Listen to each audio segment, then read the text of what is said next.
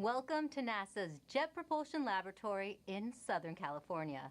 We are gearing up for NASA's Perseverance rover to touch down on Mars. Happening in an hour and a half from now, the rover will attempt to land in Jezero Crater. It is the most difficult landing site on Mars ever attempted. Thank you for joining us. I'm your host, Raquel Villanueva. In the past, mission team members gathered in our mission control for landings. But this time around, we have COVID safety measures in place. Today's landing will look a little different than what you've seen before. I am in a room by myself, and so is my co-host. Here in the Space Flight Operations Facility, team members are in different parts of this building. Some are in mission control, others are upstairs for landing operations. We also have isolated rooms for our guests on this show. In total, we have 8 locations covered by 14 robotic cameras that you will be seeing. One of those locations is the dark room, the heart of NASA's Deep Space Network. Think of it as a giant communication switchboard. This is where spacecraft phone home to us from across the solar system and interstellar space. The Deep Space Network has been tracking Perseverance since it left Earth, and there are lots of ways you can watch landing today. We have a 360-degree camera inside the control room. It lets you experience the landing right along with the team while seeing this broadcast. We also have the clean feed. It shows an uninterrupted view of mission control and audio. También tenemos un programa en español. To tell us about it is host Diana Trujillo, who also works on the mission. Thank you, Raquel. We're so excited to be the sister live broadcast in Spanish. Sintonízate nuestro programa en las redes sociales de Twitter, YouTube y Facebook en la NASA en español para que nos acompañes a un tour virtual de la NASA con entrevistas con astronautas, con participación de artistas, con entrevistas con científicos e ingenieros de Perseverance, con Plaza Sésamo y mucho más. ¡Te esperamos! Gracias, Diana. And don't forget, we want to see how you are watching the landing today. Use the hashtag Countdown to Mars to send us your photos and videos. To preview what interviews are coming up is my co-host from the JPL News office, Marina Jurica. Thanks so much, Raquel. The excitement is building behind me right here in Mission Control as we count down to the Perseverance landing. We will be talking to some of the many people who made today possible, from scientists to engineers on the Mars 2020 Perseverance rover team to folks from NASA headquarters giving us a look into the future of Mars exploration. A little later, we will also be speaking with the students who named the rover and the helicopter. Inspirational stories as we prepare for another landing on the red planet. Back to you, Raquel. Thanks, Marina. Let's give a shout out to the students around the nation learning about Perseverance's mission to Mars with their teachers.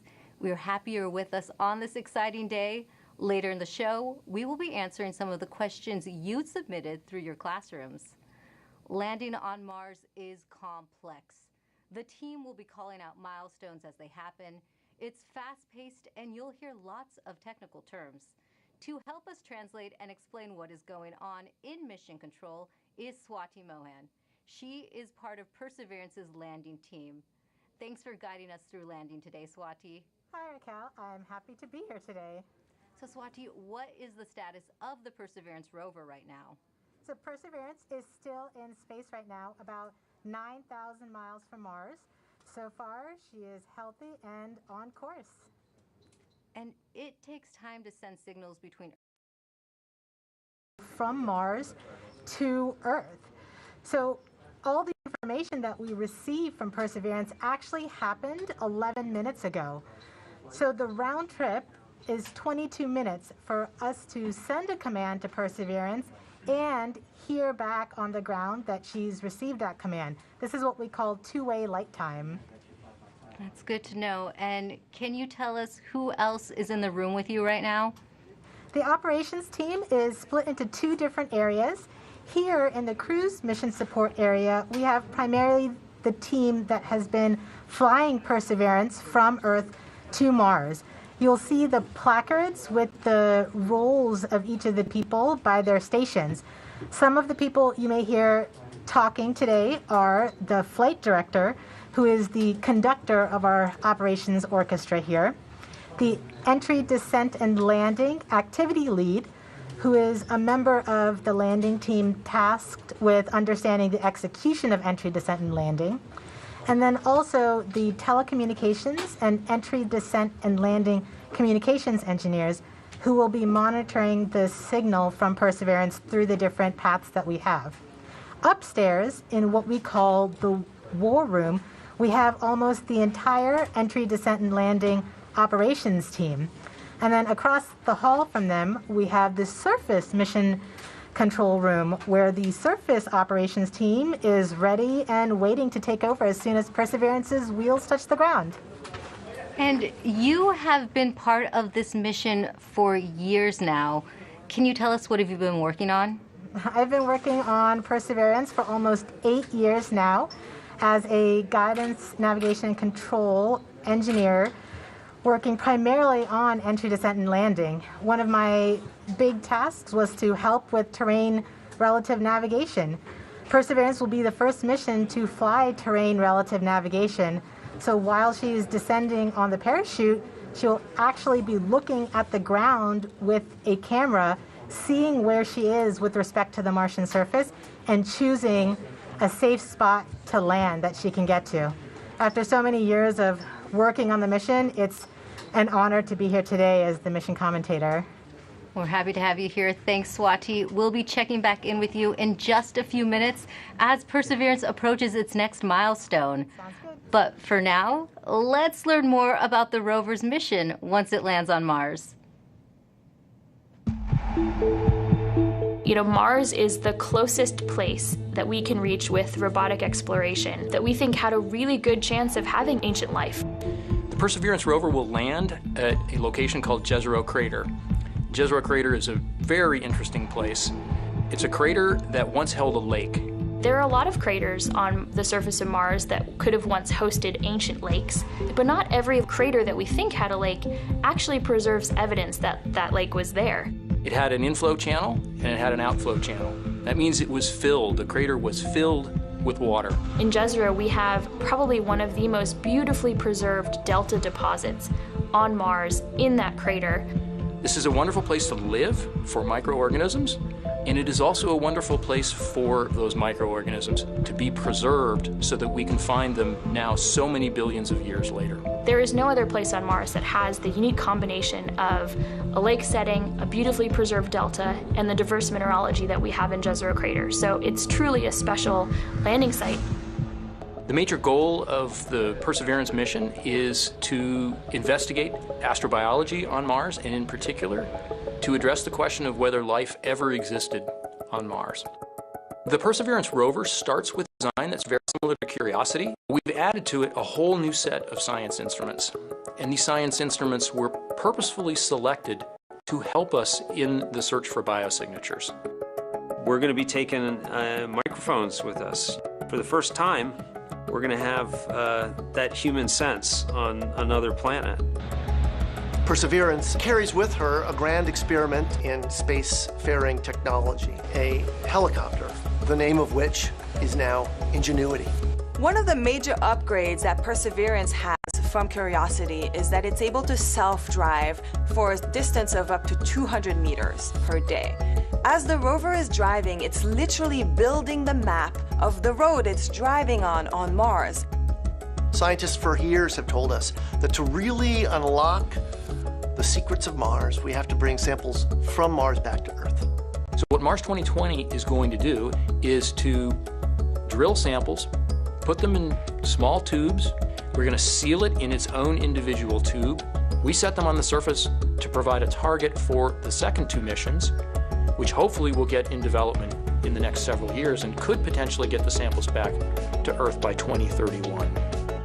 Perseverance is a very, very profound first step in both our understanding of our place in the universe and a stepping stone towards human exploration on Mars.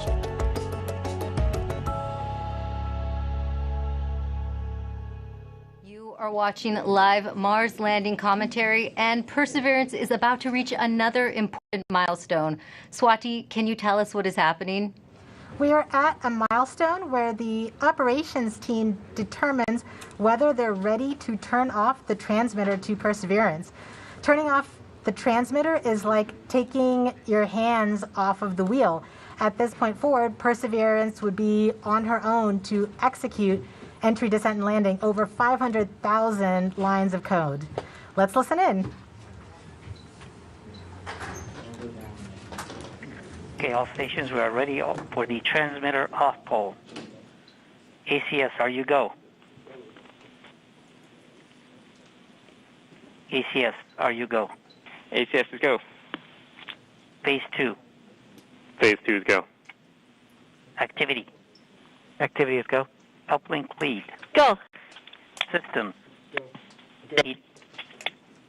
EDL com. Go. Telecom 1. Go. Telecom 2. Telecoms go. GDS 1. Go. GDS 2. Go. Fault protection. Go. Power. Go. Avionics. Go. Thermal. Go. Flight software. Flight software go. Data management. Go. Propulsion. Go. Art lead. Go. Team chief. Go. ACE. Go. Launch cruise phase lead. Go. Deputy mission. Go. EDL phase lead. Go. Mission assurance. Mission assurance is go. Chief engineer. Chief is go. Project manager. Projects go. Mission manager. All stations are go for transmitter off. Copy flight, go for transmitter off. There you have it, Raquel. We have deemed Perseverance ready to execute entry, descent, and landing on her own. Thank you, Swati. As we just heard, Perseverance is now operating on its own as it cruises closer to Mars. To help explain what this mission means for the agency is NASA's Associate Administrator, Thomas Zurbuchen. Thomas, this is our 5th rover sent to Mars since 1997. Can you tell us how Perseverance is going to kickstart a new era? Wow, this is such an important day today, and it really is the beginning of a new era in a sense that we're going from exploration, kind of with experiments on rovers, looking around, doing analysis, to the sample return phase, in which we're not only looking around, looking at the geology, but really turning our rover into a robotic geologist and astrobiologist, collecting samples that we will bring back to Earth. And for us, of course, those are where the best laboratories are of all of humanity. Some of them still remain to be explored by some that are not yet in the science community yet.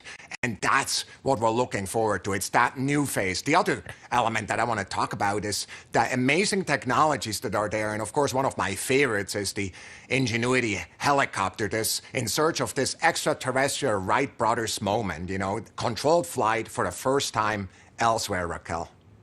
Great. And we have a student question on video for you from Macy.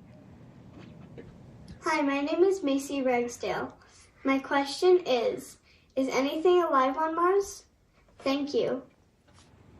Well, Macy, I'm so glad for your question. That's a question I ask myself. Is anything alive there? And frankly, at the surface where we're going right now with Perseverance, we do not believe there's anything alive right there because of the radiation that's there. It's chilling, cold, and there's really no water there. But guess what? We think that 3 billion years ago, this looked like a stream that you may see on Earth. And frankly, a lot more similar than Earth, with water with a magnetic field, just like the Earth with an atmosphere. And the question is, at that time, 3 billion years ago, were there single-cell organisms, just of the type that developed on Earth? So is there life on Mars overall? We don't know, but where we're going right now, we're really looking for ancient life, and that's what we're so excited about. Thank you for your time today, Thomas. And thanks to everyone who has been using the hashtag Countdown to Mars. Here are some of the photos that you've sent in so far. Let's take a look. Now, please keep sharing with us how you are watching this moment today. For now, let's go back to Swati for an important update to what's going on in Mission Control as we get closer to another milestone. Hi, Raquel. This next milestone is a communications pole. So during landing, not only will Perseverance talk directly to Earth, but we'll also be talking to two spacecraft that are currently orbiting Mars, the Mars Reconnaissance Orbiter and the MAVEN spacecraft. This poll is to confirm with the Mars Reconnaissance Orbiter spacecraft and the MAVEN spacecraft teams that they are ready and on track to support the relay from Perseverance. Let's listen in.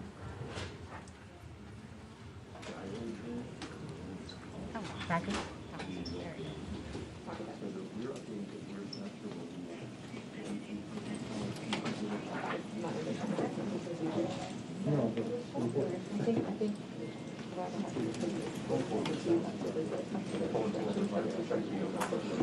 EDL comm flight. Go flight. Have you performed the comm check and readiness of the orbiters? We have performed the voice check and the readiness poll and can confirm that MRO, MAVEN, EDA, Radio Science 1 and 2, UHF, DTE, DSN, and EDL GDS are all ready to support. Copy, EDL comm.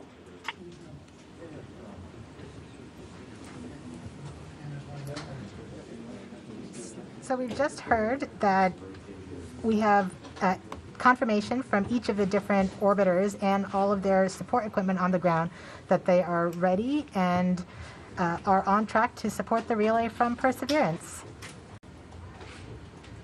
Great, thank you, Swati. And we just heard that communications readiness poll, which means we are ready to relay the data Perseverance will send to get a better idea of what the rover looks like as it approaches Mars. We have a NASA program called EYES. The visualization lets anyone watching track Perseverance. Here's how the program works.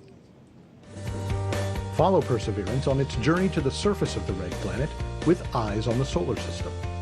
From your desktop or mobile device, go to eyes.nasa.gov. Click on the banner, and now you're with Perseverance in real time through every step of EDL, entry, descent, and landing.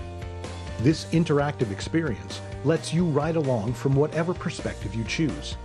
Click and drag, scroll in, scroll out. Check out the descriptions and explanations to increase your EDL expertise. Experience every entry, descent, and landing event precisely designed and executed to land Perseverance safely on Mars. The EYES experience is based on predicted data, but during this broadcast you'll see a different visualization called Ranger, and it's based on the real communication the team in Mission Control receives from Perseverance in near real time. This is the visualization the team will follow as data fills their screens while monitoring the health of Perseverance on its nerve-wracking course to another successful Mars landing. Enjoy the ride.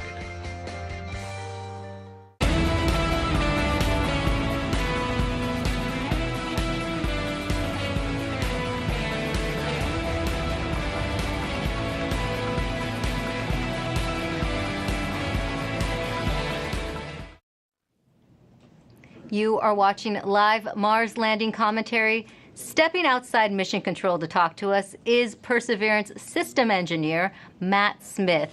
Thanks for joining us today, Matt. Hey, Raquel. Well, coming from Mission Control, we are going to hear terms related to landing. Can you help us understand what some of them mean? Sure, definitely.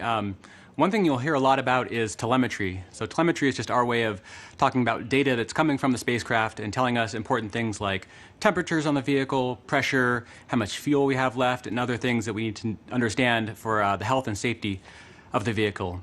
You'll also hear the word nominal, hopefully. Nominal means everything is expected, everything is okay, we're good to go. You'll hear also a lot about velocity and deceleration. So velocity is just our speed combined with the direction we're going, and deceleration is our slowing velocity. So we're coming in at over 12,000 miles per hour, and we're going to slow down to a nice, comfortable 2 miles per hour at landing, and that's our deceleration. Speaking of landing, you may hear a couple important terms at landing itself. One is RIMU stable. So the RIMU is a device on the rover that measures the rover's orientation and whether it's moving. So we want a nice stable landing spot without any motion. You'll also hear UHF stable, hopefully. UHF stable refers to good telecommunications link with the rover and indicates that we've had a good separation between the descent stage and the rover after the sky crane maneuver. Finally, you may also hear Tango Delta nominal or touchdown nominal. That means we've touched down on the surface of Mars within the expected range of safe landing speeds. Thanks for that breakdown. Now, this is your first Mars mission. What have you learned from this experience? Yeah, one of my takeaways is that you can almost never be too careful when it comes to Mars. You definitely can't take Mars for granted. You know, we've checked and double-checked and triple-checked everything on our way to Mars. And, you know, even though we've done this once before using the sky crane technique on the Curiosity rover, you know, I think everyone's going to have everyone's going to hold their breath until we're on the surface of Mars this time around. And we have a social media question coming in. Nor the Door on Instagram asks, how complicated is the automated landing sequence and who wrote the code? Yeah, it's quite complicated. The automated landing software needs to do literally hundreds of things all on its own, just right with sub-second timing accuracy.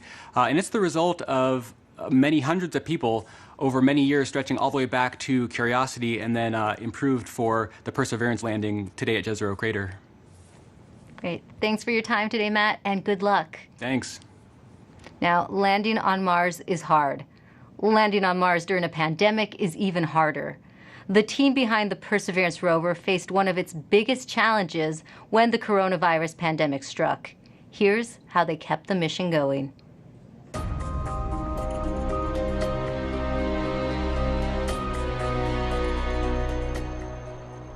When the pandemic struck, the future was certainly unknown. It was like walking into a blind, dark alley. You didn't know what was there, what was in front of you, what you were going to have to deal with.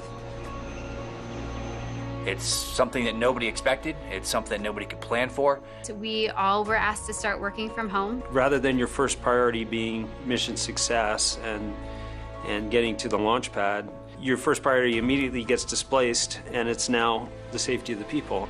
And it took a lot of work to put stuff together in order to keep momentum going, to keep people working safely, keep them healthy, and to keep the project on schedule. We called the effort Mars 2020 Safe at Work, and the objective was to keep the team as safe or safer than they would be if they were not working. You know, putting a spacecraft together that's going to Mars and not making a mistake, it's hard no matter what. Trying to do it during the middle of a pandemic, it's a lot harder. And liftoff. As the countdown to Mars continues, the perseverance of humanity launching the next generation of robotic explorers to the Red Planet. Certainly never done something like this before. Try to lead a team that's flying a spacecraft on the way to Mars while getting ready for landing, while doing it all from home. There's no doubt that working in isolation, not virtual isolation, but in physical isolation from everyone else, is a challenge. We had to rethink and redesign what it meant to operate a spacecraft in flight when we couldn't all be in the same room in mission control, seeing the data come down from Perseverance. It was a major change going to that, you know, looking at everyone on a screen instead of in person. Because of the pandemic, you can't you know, just pop over your cubicle wall and talk to the person next to you. It's definitely been a challenge to figure out how to communicate and get everything done remotely, but we've managed to make it work. We are explorers. Our job is to go into the unknown, and this is just another example of the unknown. We're really doing something that's transformative and trying to understand whether or not life evolved on another planet. That's the fundamental objective of this mission. We're all still connected by this incredible mission and this this wonderful team that we have the opportunity to be a part of. So that keeps at least me going. Pretty much everybody that I've talked to that's associated with the mission has said the same thing, which is you could not have come up with a better name than Perseverance. It's an amazing serendipity. We get to persevere through working on Perseverance.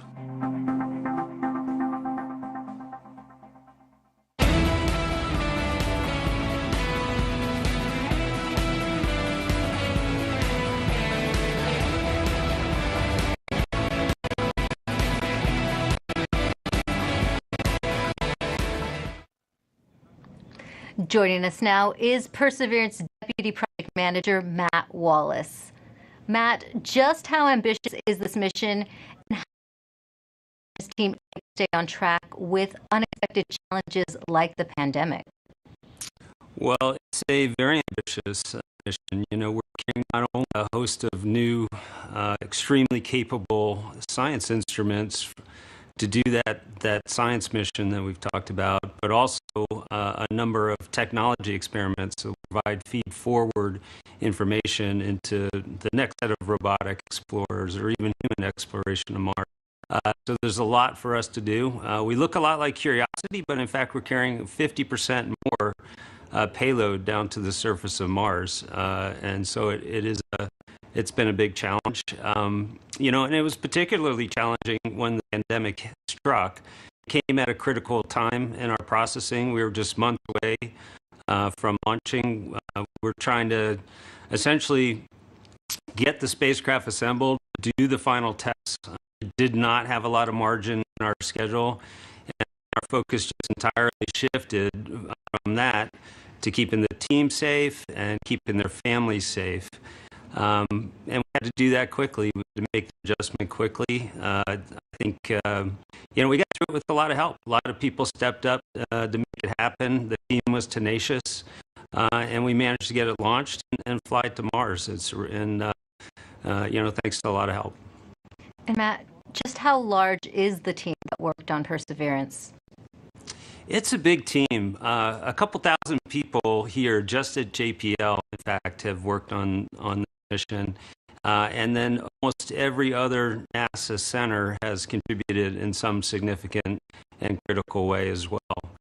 We have over 1,000 industry partners that have provided hardware into this mission from 44 different states, 60 different cities, and of course we have international contributions from Europe and many other international providers as well. So it's a big team. It's taken a lot of people to get us to where we're at. That is a big team. This is the most difficult landing site ever attempted. Now, why do you think Perseverance is ready to land in Jezero Crater now? Jezero is tough. I mean, it's scientifically fascinating because it's got a lot of things like craters and you know, rock fields and cliffs and sand dunes and that sort of thing, which are great for the science community. That's exactly the type of features they're looking for to learn more about Mars. But they're all landing hazards for us. And so we've had to add new technology to relevant navigation, which is the ability essentially to divert away from hazards. But we have taken this system through the same types of paces that we have in previous missions. We've used the same techniques, the same best practices for engineering verification, and in many cases we've used the same people. This, in fact, is my fifth Mars rover mission, and I'm not alone. There's other people on the project in the same situation. So, you know, the team has given it everything they've gotten to put it all out there and to make this successful, and I think we're ready. Thanks, Matt, and good luck on your fifth mission. Thank you very much. Well, Jezero Crater is a location on Mars that has intrigued scientists for years. Let's head over to Marina to learn more about the science goals of the mission. That's right, Raquel. Here to explain why we want to go there is Deputy Project Scientist Katie Stack Morgan.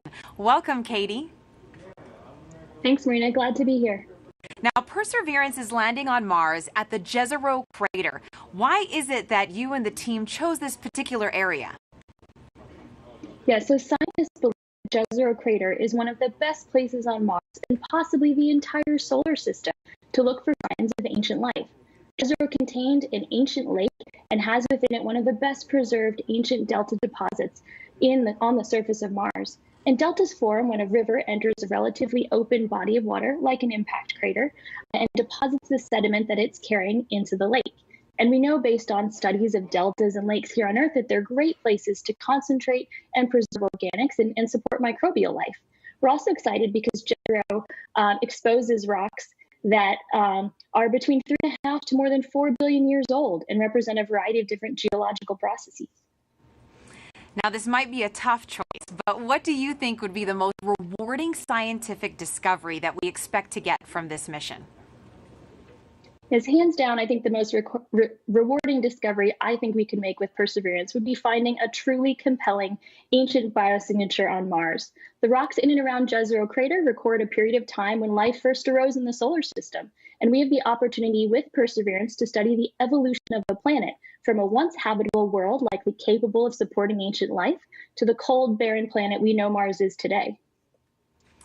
And why do you think, Katie, it's so important to find out if there really is or was ancient life on Mars? Well, the question of whether there's life beyond Earth is one of the most fundamental and essential questions we can ask. And our ability to ask this question and develop the scientific investigations and technology to answer it is one of the things that make us as a species so unique. And based on everything we know about Mars in the past, it absolutely should have been capable of supporting ancient life. So we can find out an answer to the question, where there were habitable environments, was there life? And studying the possible emergence of life on ancient Mars can also help us better understand the conditions that led to life on our own planet. That's so fascinating, Katie. Now we're going to take a question from a student, Vara. Hi, I am Vara, and my question is, why was Mars able to sustain lakes and rivers ages ago, but cannot now? Isn't it cold enough to make water, and isn't it always? Thank you. Yeah, that is such a great question. And one of the things that protects our atmosphere here on Earth and allows liquid water to be stable on our own planet is the fact that we have a magnetic field protecting that atmosphere. We think that Mars lost its magnetic field way back billions of years ago and left the atmosphere exposed to things like solar winds and cosmic rays that basically blew that atmosphere away. And once that happened, liquid water wasn't stable on the surface of Mars anymore. It was too cold and the pressure was too low. And so now Mars is not capable of supporting liquid water and likely not capable of supporting life at its surface. Well, thank you so much to Vara for that great question. And a big shout out to all the kids that are watching out there today. And thank you so much to you, Katie, for joining us. That was so great. Thank you. Now sending it back over to you, Raquel. Thanks, Marina. Earlier, we were able to catch up with the communication systems engineer, Chloe Sakier. She helps us break down the system used to track Perseverance during landing. The communications infrastructure supporting Perseverance's landing is quite complex. We've rallied a truly global network of relay and communications assets to help us capture and record those precious minutes of entry, descent, and landing, or EDL. We receive a stream of engineering telemetry via these communication assets that helps us see and understand exactly what's happening. Perseverance sends direct-to-Earth X-band tones, each of which provides us with indications of critical entry, descent, and landing events. During entry, descent, and landing, we have 2 Mars orbiters listening for the ultra-high frequency, or UHF, signals from Perseverance. These orbiters relay these signals to deep space network stations on Earth, Madrid in Spain, and Goldstone in California. The Mars Reconnaissance Orbiter, or MRO, has reconfigured its software to perform a type of relay called bent pipe. This will provide us with near real-time telemetry during entry, descent, and landing. We have coverage from the Mars Reconnaissance Orbiter from just before entry to a few minutes after landing. The telemetry we receive will be delayed by the time it takes light to travel from Mars to us back on Earth. Additionally, the Mars Atmosphere and Volatile Evolution spacecraft, or MAVEN, is recording these UHF signals and will be relaying that recording hours after landing. MAVEN will be covering us from around the time of cruise stage separation until a few minutes after landing. We also receive what we call heartbeat tones, which are indications that the spacecraft is alive and progressing throughout entry, descent, and landing. It's important to note that while unexpected, we could lose our communication links and still land safely. Because Perseverance is doing entry, descent, and landing completely autonomously, she doesn't need our help to joystick the landing. The communication links give us added visibility.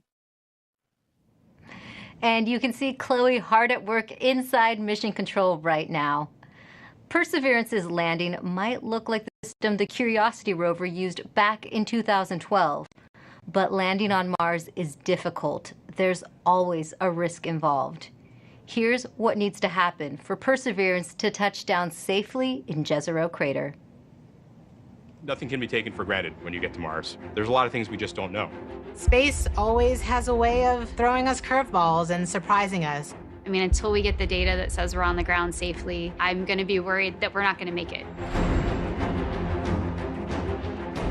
Entry, descent, and landing is often referred to as the 7 minutes of terror because it takes about 7 minutes to get from the top of the atmosphere of Mars to the ground safely.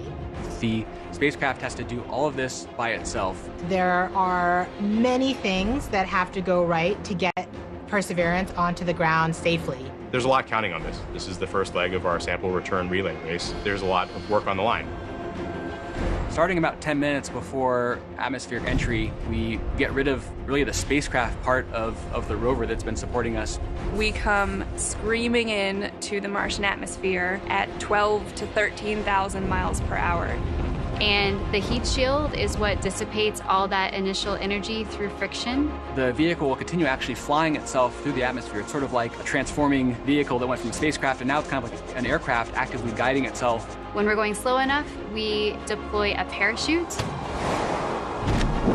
the biggest supersonic parachute we've ever sent to another planet. It's critical for slowing down the vehicle. Perseverance's entry, descent, and landing borrows heavily from that of Curiosity. But fundamentally, Perseverance is a different rover. She's bigger, she has different instruments. We've added a lot of smarts on the inside to make it more capable so that it can deal with the landing site that we've given. The science team identified Jezero Crater as basically an ancient lake bed and one of the most promising places to look for evidence of ancient microbial life and to collect samples for future return to Earth. The problem is it's a much more hazardous place to land. When you look at Jezero, all you see is danger. How do we go to a site that we never thought was safe enough to go to before? So the heat shield, which has protected us all the way through entry, is no longer necessary. We need to get that off so that we can actually see the ground. And we can see the ground in a couple different ways. Perseverance will be the first mission to use terrain relative navigation. So while it's descending on the parachute, it will actually be taking images of the surface of Mars and determining where to go based on what it sees. This is finally like landing with your eyes open. Having this new technology really allows Perseverance to land in much more challenging terrain than Curiosity or any previous Mars mission could. Amongst the rocks and the craters and the cliffs, these things are hazardous to the rover, but these are the things that are interesting to the scientists. Once Perseverance has figured out where she is, we jettison the back shell and parachute and light up our rockets. Those rockets help us steer to a safe landing spot that's nearby. That descent stage takes us all the way down to about 20 meters off the ground. That's when we start the sky maneuver. And once the rover has hit the ground, the descent stage will cut loose from the rover and fly away to a safe distance. Surviving that 7 minutes is really just the beginning for Perseverance.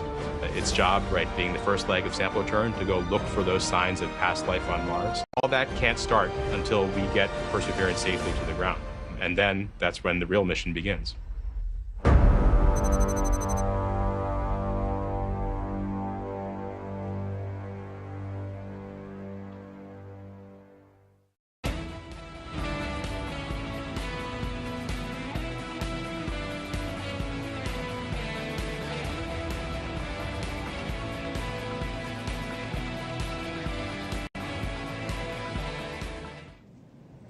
With us now is Al Chen. He is Perseverance's entry, descent, and landing lead.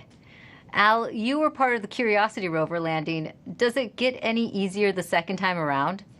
It absolutely does not, especially when considering we're trying to land the biggest, heaviest, and most complex rover we've ever built at the most dangerous landing site we've ever attempted. Jezero may look great and promising from a science perspective, but it's absolutely treacherous for landing. There's a cliff wall that's about 200 feet tall that runs right through the middle of the landing site. There are craters full of sand that even if we landed in them, we would not be able to drive out of. and there are rocks to the east and actually all over the place, rock fields.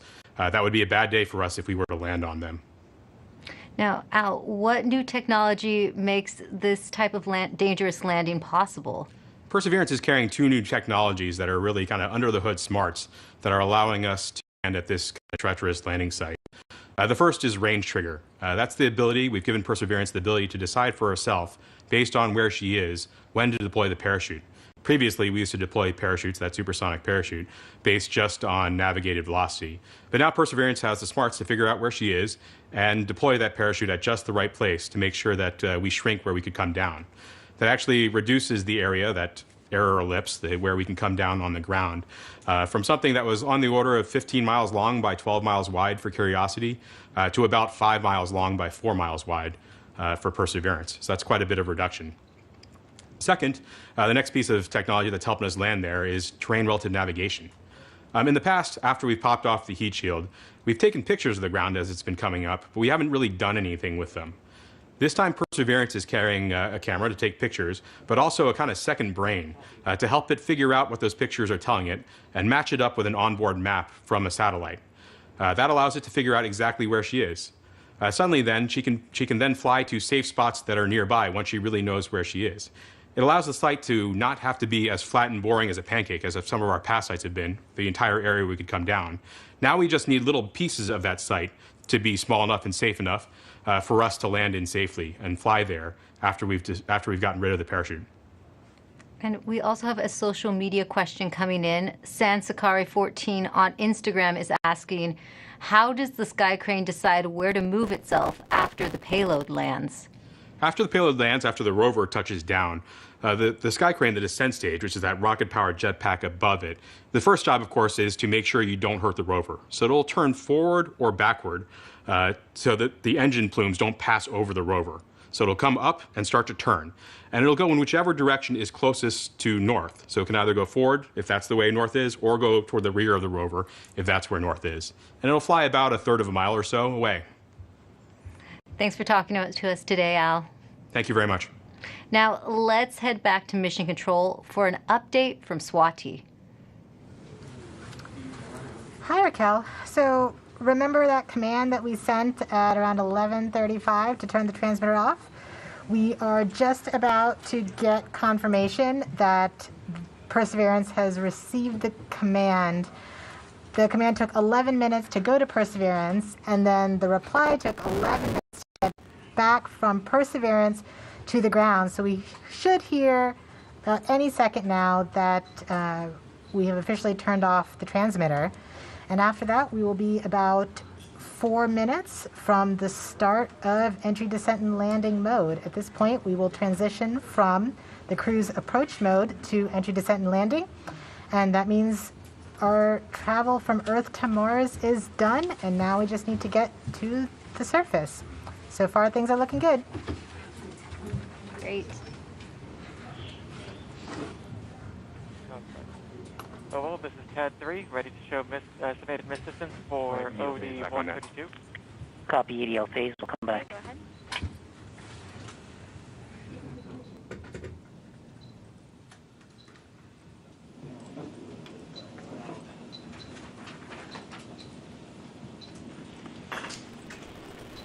Flight Ace. Go Ace. Our tracking stations have all confirmed the results of the transmitter drive off and in lock one way. Copy, Ace. GDS flight. Flight GDS. At this time, I'd like to disable the alarms before EDL main. So please disable all the alarm files and start a new downlink session. Copy that, EDP. Copy that, proceeding now. Confirmation that we are now officially one way and the transmitter is off.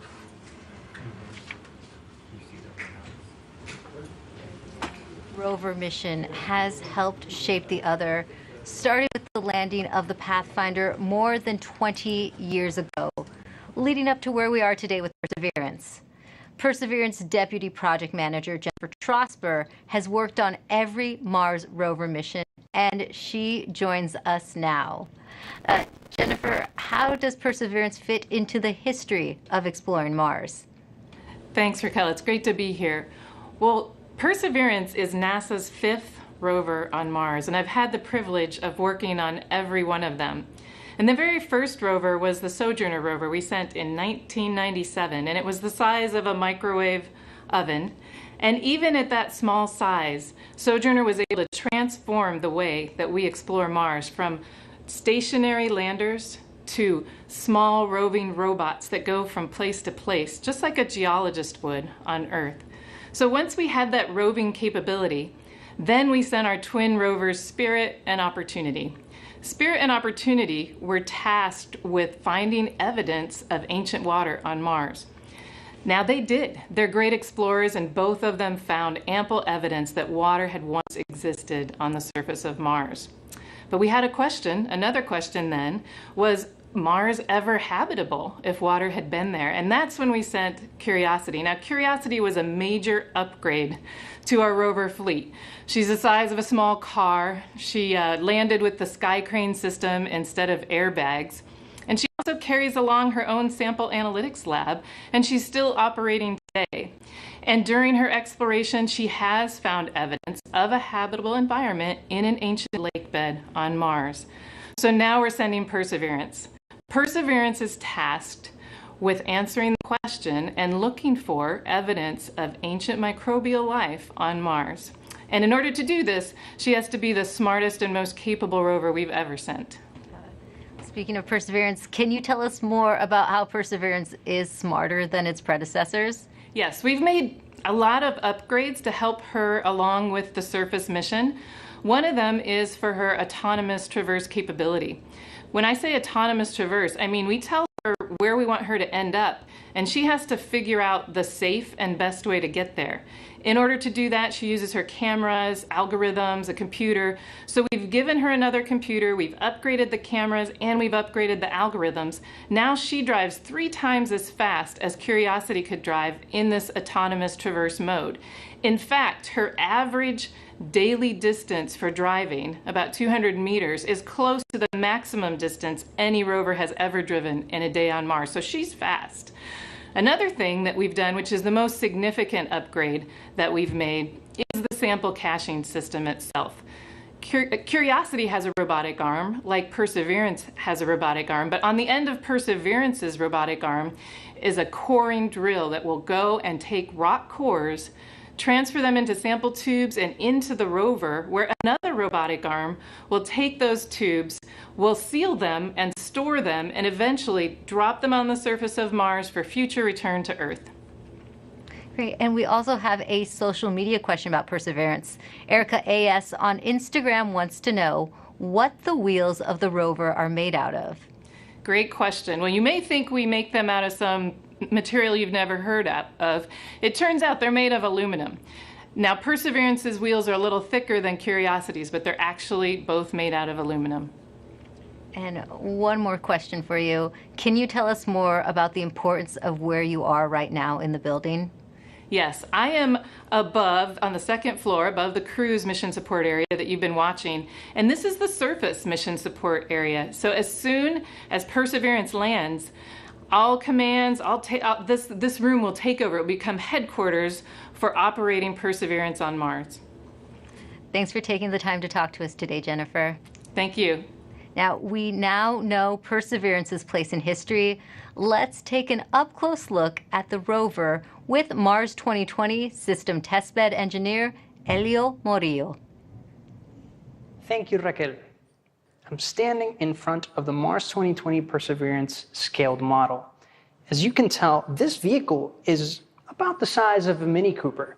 These wheels are obviously black here and they look like rubber, but they're actually fully made of metal.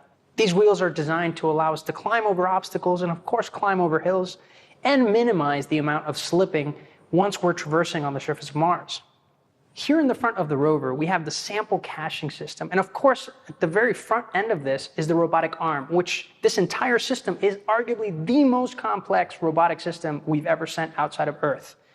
Here at the tip of the arm, we have a turret which contains a suite of instruments along with some drills and coring capabilities that will allow us to do contact science once we get to the surface of Mars. Not only that, This robotic system is equipped to collect samples about the size of a piece of chalk that then eventually will be stored inside of the vehicle and dropped off in a later location so that an eventual mission can go and return these samples to Earth, something we've never done in the past. Here in the front, we have the remote sensing mast. Something of note is that this mechanism is going to be stowed upon the touchdown on the surface of Mars. And one of the first critical activities we do is deploy this mechanism. This mechanism includes several cameras that are going to give us some of the most breathtaking images we've ever taken on Mars. Along with that, we have some lasers as well as a spectrometer. They're going to allow us to do some remote science. Here you see some of these extrusions that are part of the larger weather suite of instruments that will allow us to characterize the local climate around Perseverance. So that's a quick tour of the rover, but I got to get back to work. So back to you.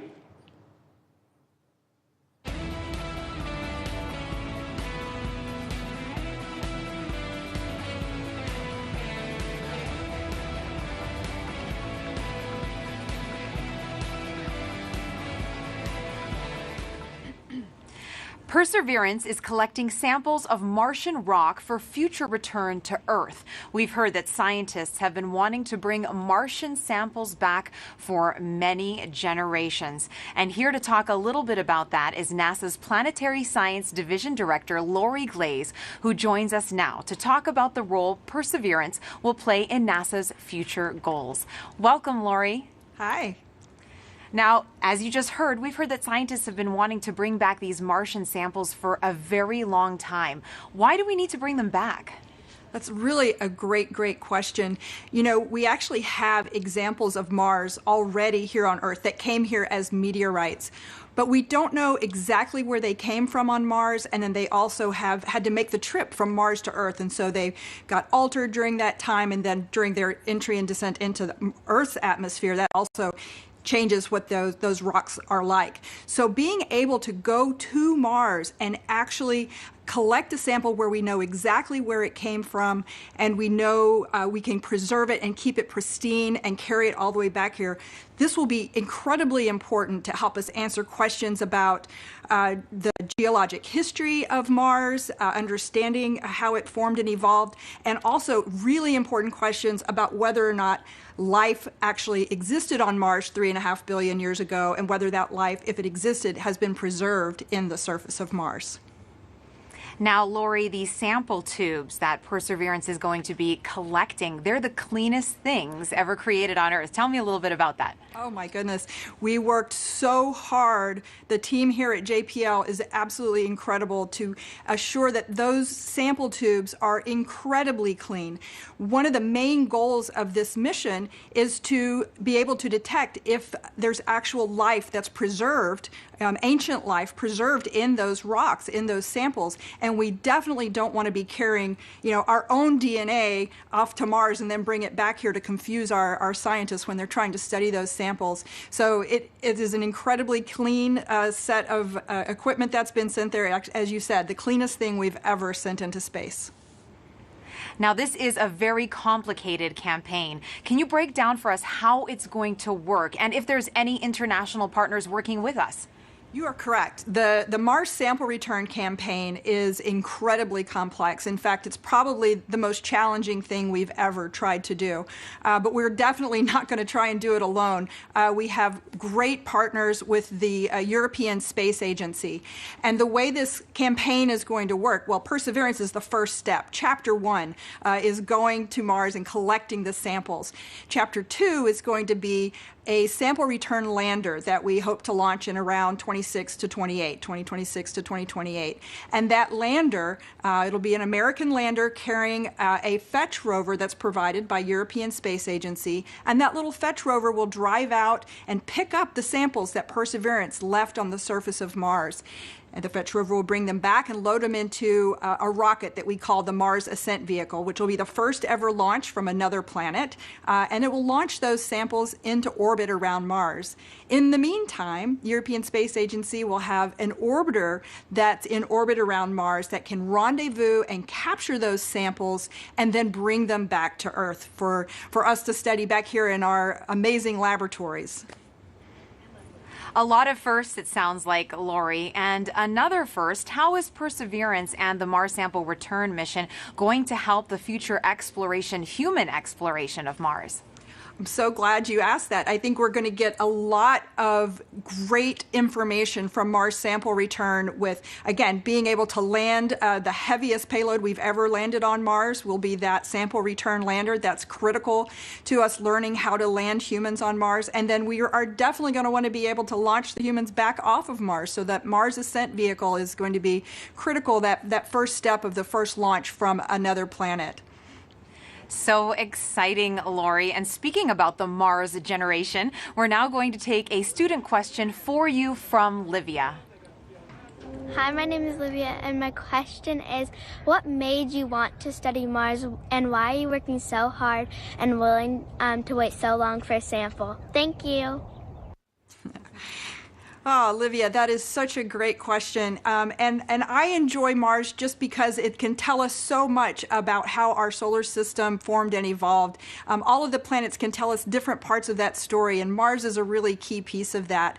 And one of the main reasons we're willing to wait so long to get the sample back is that we've got great new scientists that are all about your age, and in about 10 or 15 or 20 years, you'll be the generation that's going to actually get to work with these samples. When they come back, you'll be the scientists and engineers that will be the next generation to change how we think about Mars and how we think about life in the solar system. That was a great question, Lori. Reach for the stars, future little scientists and engineers. Thank you so much for joining us here today, Lori. It's my pleasure. Thanks. Back to you, Raquel, for another mission update. Thanks, Marina. The cruise team for Perseverance controls the rover on its way to Mars. And moments ago, they handed it over to the landing team. And it looks like team leaders in Mission Control are about to talk to both teams. So let's listen in. The CBM change, as I mentioned previously, is to the EDL reserve to a non-coherent route. Activity. Copy flight. EDL phase, go ahead. Flight pep talk, I guess, to the team. All right. I'm terrible at pep talks. I think my reputation precedes me there. And look, I know this hasn't been easy, right? I'm not even sure we've even been all in the same room at the same time. I mean, I'm staring at folks across the internet as well. Even now, right? Yeah. Voice check. Okay. I do want to just extend my heartfelt appreciation from the EDL team to the launch cruise team. You've done everything we've asked for, right? I mean, you've battled anomalies, you've dealt with Cepheids, you've done everything. You delivered a healthy spacecraft to the place that we want to go. And she's right on target, right? We did the last maneuver literally 2 months ago, right? This is pretty incredible, in my opinion. And she's armed with the right information to help us land. Doing the parameter update last night, we're ready to roll. You've done everything right. And you've put up with us, too, right? You've put up with our eccentricities and the things we like to do in EDL land. So I very much appreciate that. So you all should sleep in on Friday since, you guys have earned it. Thanks for literally and figuratively putting us in the right position to succeed. And let's land on Mars together. Copy EDL phase. And as flight director, I also would like to thank the whole team, cruise ops, EDL ops, EDL team, and the surface ops as well. It's been an amazing journey. I think we all know that. And it's been my honor and pleasure to work with you all side by side. And your tireless efforts and endurance in the face of our challenges has been truly, truly inspiring. So kudos to you. Mission, would you like to say something? Yeah, just echoing the same words that Al and Magdi have mentioned. You guys have overcome great obstacles in the last 6.5 months, and it started with an earthquake in this room on launch day at L-20 minutes. So I can't be more proud than all of the achievements that you guys have pulled off in the last 6.5 months. Whatever happens in the next hour and a half, you can be proud of the achievements that you've accomplished so far. I look forward to seeing you on the other side, and I only wish that the rest of our team could be sharing this moment with us. This is a very unusual event. This room is only half as full as it would be if we weren't in this pandemic. So missing everybody on the team who's not with us here today. And go EDL. Welcome to the EDL family.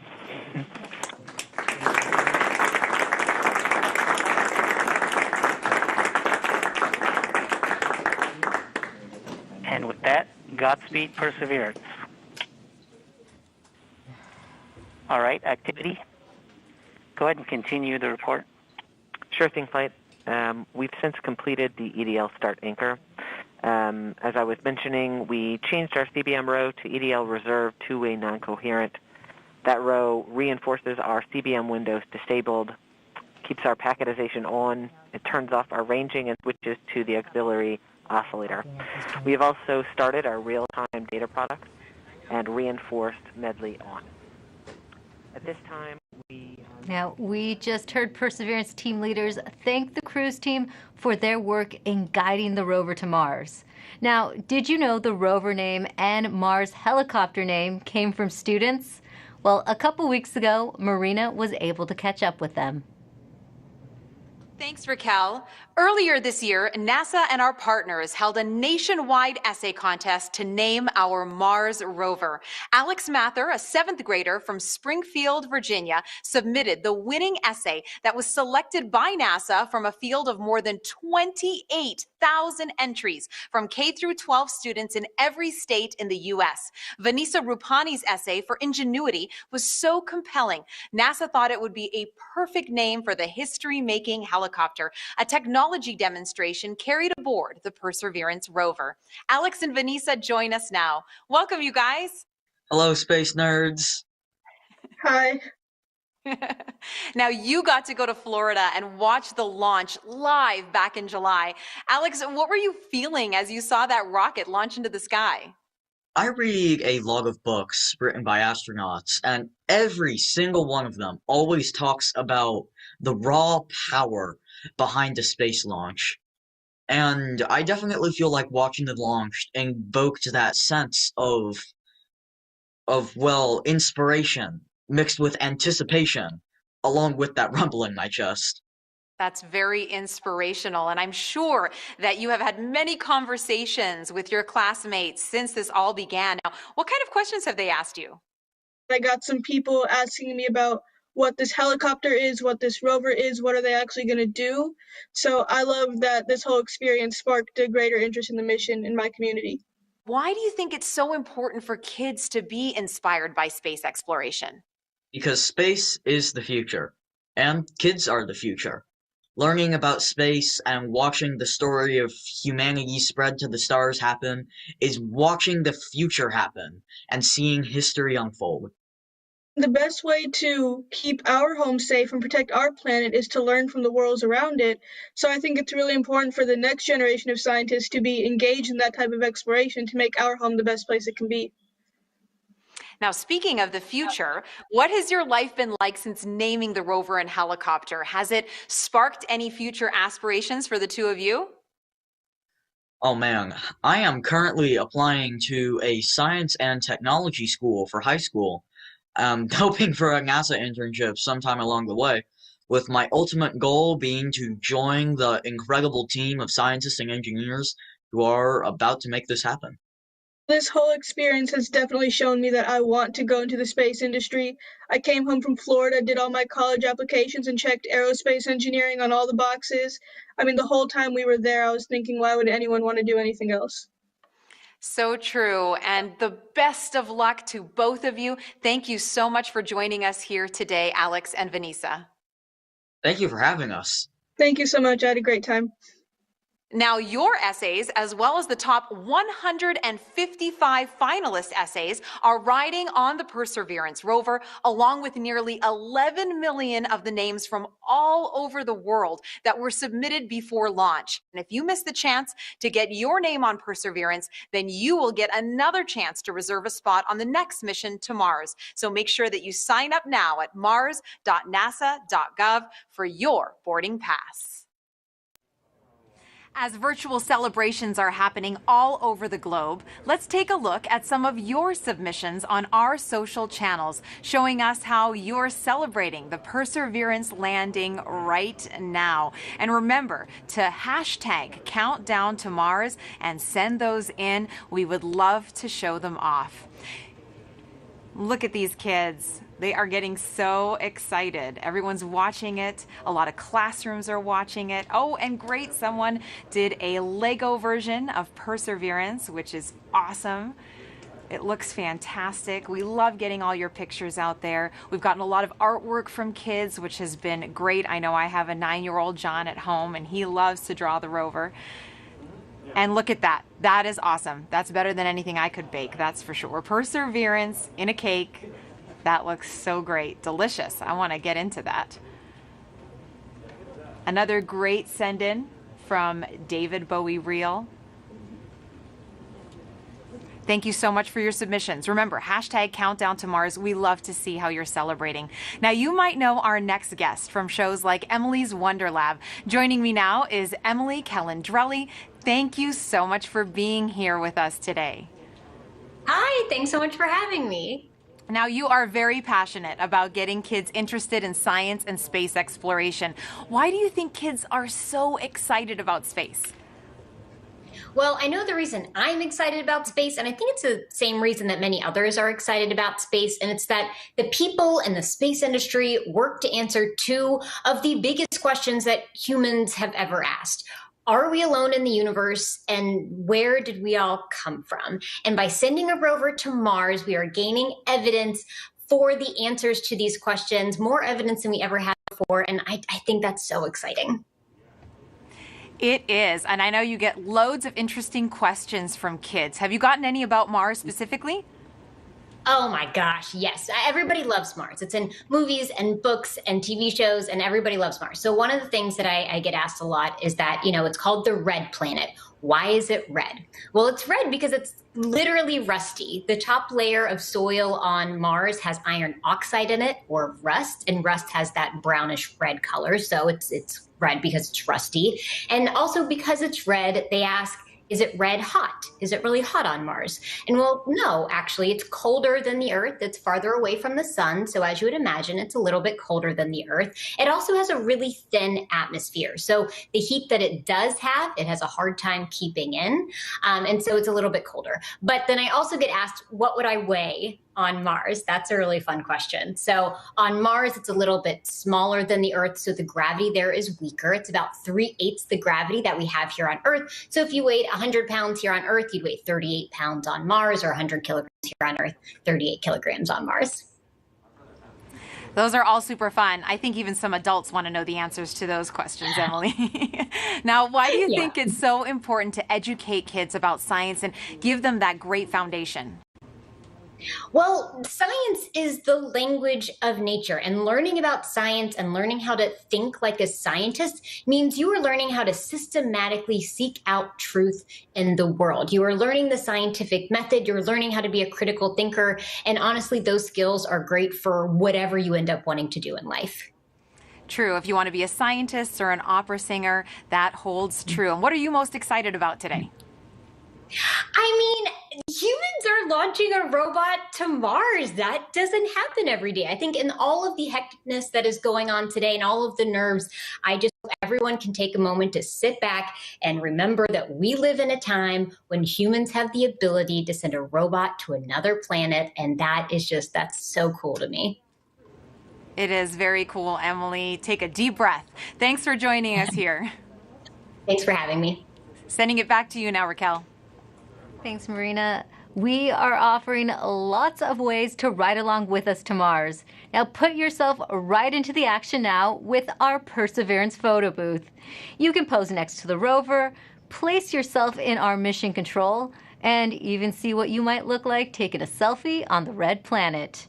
There, you'll also have a chance to sign up to send your name to Mars on NASA's next flight to the red planet. It's all available at go.nasa.gov/Mars 2020 Toolkit. And joining us now is JPL Chief Engineer and landing veteran Rob Manning. He will be breaking down key moments coming up, and very few people know more about landing on Mars than Rob, going back to the Pathfinder mission in 1997. Thanks for joining us today, Rob. Thank you very much, Rick, for having me here. And what a wonderful experience. What a wonderful day for a beautiful day in California. We're just also excited here, anxious, worried, but very hopeful. Rob, I have a question for you. There is a landing tradition at JPL that involves eating peanuts for good luck. Can you tell us how did that start? Yes, it started in the mid-1960s. What happened was we had a series of missions that had failures. The Ranger program in the early 1960s, one after another, failed. And what happened was one day a fellow by the name of Dick Wallace on Ranger number 7, on the 7th attempt, decided to bring peanuts to the ops area just before the launch. And guess what? That mission worked. Now, we're not supposed to be too superstitious. We're engineers and scientists after all. But we love tradition. And ever since then, before launch and before critical events like entry, descent, landing, we have brought out peanuts and shared them with the team. And it's been really a wonderful little experience. And so this is something we'll do. We're doing right now. And it's something that we just can't help ourselves. It's just part of the experience. Oh, well, speaking of the experience, how did the Perseverance team keep the tradition alive this year? Well, this year we're passed out little packets of peanuts to the team, and they can sneak one peanut in their mouth as part of to keep the tradition alive. But you know, this is part of the COVID experience, but we can't leave this one undone. So this is what we're doing, and this is going to help us land safely. All right, thanks, Rob. I have some questions for you a little later on, but we're heading back to Swati Mohan, who is part of the landing team. She'll be calling out key milestone and events as they happen from Mission Control. So let's listen in right now. So right now we're still about 20 minutes from entry, and the EDL phase is giving a last-minute confirmation of what will be happening in the upcoming changes to the vehicle, just to remind the team. This will allow us to steer our trajectory as we make our way through the atmosphere. This is one of the things that allowed MSL, the Curiosity rover, to land where it did. And we're depending on the same type of entry guidance this time around to help get us very close to our target. As we make our way through entry, finish our guided entry profile, we'll do a maneuver called heading alignment, where we point toward the target and get ready to deploy the parachute. But before we deploy the parachute, we need to get rid of a set of balance masses that have been giving us a center of gravity, or CG offset, throughout the guided entry phase. So these are called the entry balance masses. We also call this maneuver SUFR, S-U-F-R, or straighten up and fly right. So we'll go ahead and eject those masses when we get a trigger from the GNC system telling us that we're at the appropriate range to the target to do so.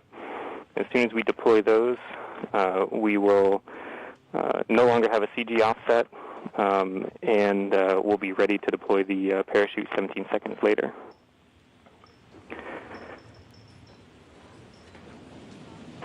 Right where the Perseverance team is sitting now, what's in store for them as we approach landing?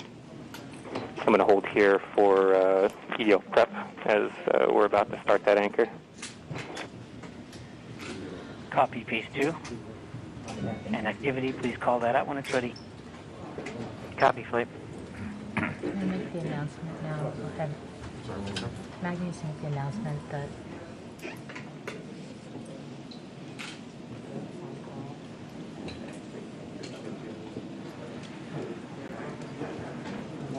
All right. Now, Rob, you've been right where the Perseverance team is sitting now. What's in store for them as we approach landing? Well, this is the this is the nail-biting time. Fortunately, we still have ones and zeros coming, but very soon, as we approach cruise stage separation, the transmitter on this rover we've been using all the way to get to Mars is going to be turned off.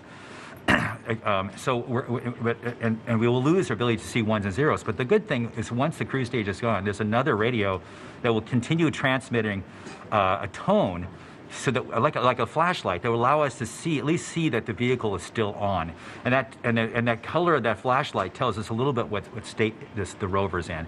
But soon after that, it won't be very long before we'll be able to hear more ones and zeros coming from the spacecraft. So this is a really exciting time, and it's just important to remind people this is there's a lot that can go wrong in a day like today. There are thousands of things that have to go right. Yeah, we had success in the past landing on Mars. You'd think it gets easier, but it really doesn't. Why is it still so difficult? Well, it's because it's involved thousands and thousands of things, hundreds of thousands of lines of code. There's 79 pyrotechnic devices. Each have to work perfectly. One critical wire short, or one key thing mechanism that doesn't work or breaks, and it's mission over. And so it's and it's very easy. We're human beings. We're not perfect. Mistakes can be made.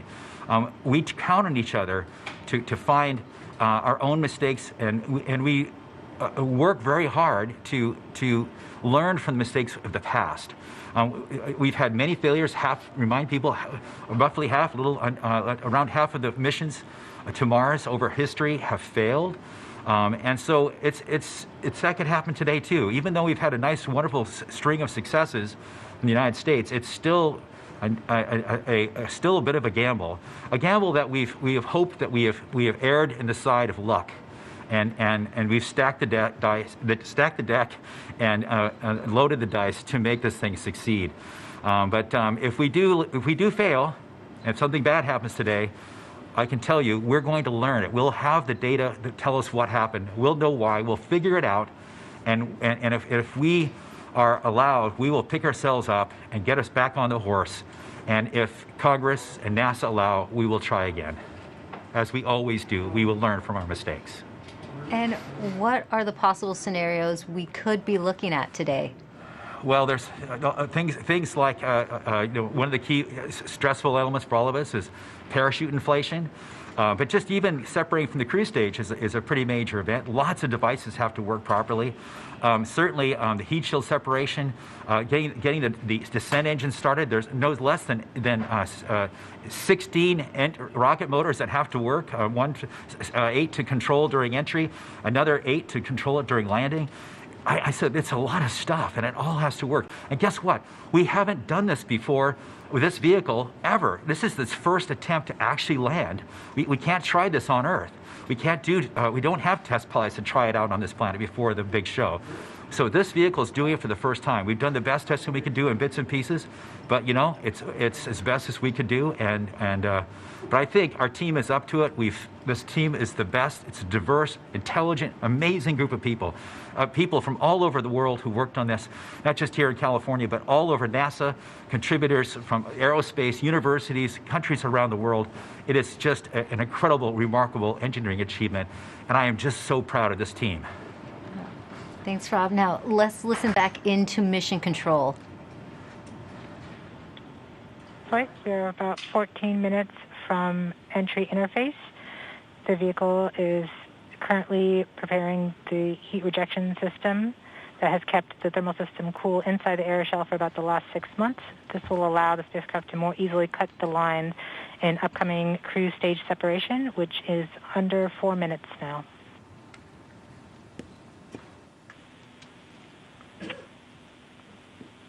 We have now enabled the rover pyro bus. That's the pyrotechnic system that's going to powering off the cruise stage devices. And these are the things in the cruise stage that we no longer need. With the pyrotechnic system working, we can explode the devices the necessary to separate. The vehicle is preparing for the upcoming cruise stage separation in about 3 minutes 15 seconds by powering off all the devices on the cruise stage in order that they can be safe once the cruise stage is jettisoned. Yeah, this cruise stage has been very reliable. We are firing our first pyros to vent the HRS liquid and gas. This has been the coolant that's kept our vehicle from getting too hot on the way to Mars. We have to vent it into space. And so this is one of the first major events that take place as part of entry, descent, landing. The HRS vent anchor is complete. Yes. We will see the next anchor in approximately 3 minutes. Okay. We are currently 12.5 minutes from entry interface. We are coming upon cruise stage separation in 2 minutes and 20 seconds. What's happening now, Rob? Okay, well, we're just waiting. The rover is completely in charge. It's doing all the things we've taught it how to do. It's all built into the software. We've tested it over and over and over again. This team has spent 24 hours a day, 7 days a week, testing this thing for years. And so this is really the culmination of all that work. So this vehicle is getting ready to push that cruise stage away. Once it gets pushed away, the entry system with the rover inside, with the rover is still in charge, is going to get ready to take the vehicle, turn it to the right orientation, and aim it to Mars, and prepare for entering the atmosphere.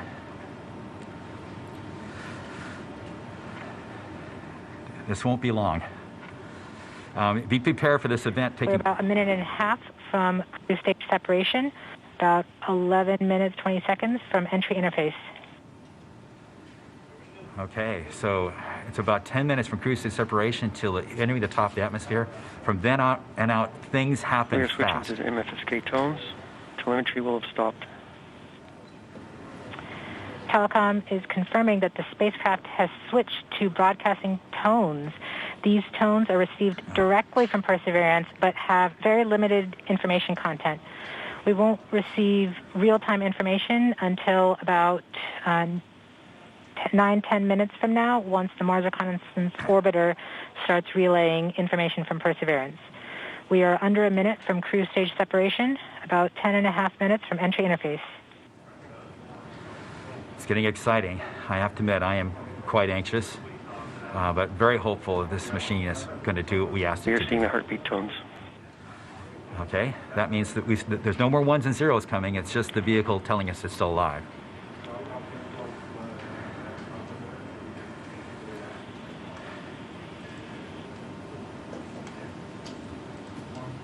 We're continuing to receive tones from Perseverance, standing by for cruise stage separation.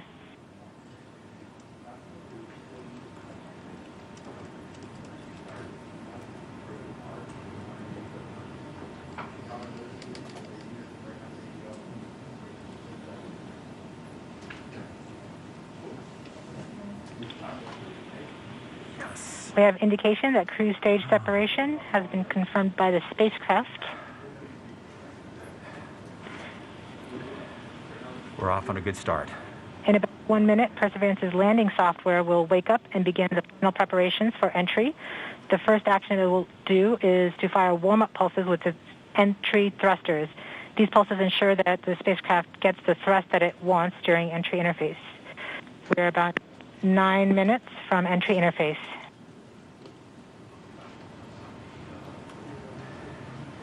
Okay, so now the vehicle's on its own. It's turning itself into the direction of facing the heat shield toward Mars, and will eventually hitting the top of the atmosphere. We're not far away.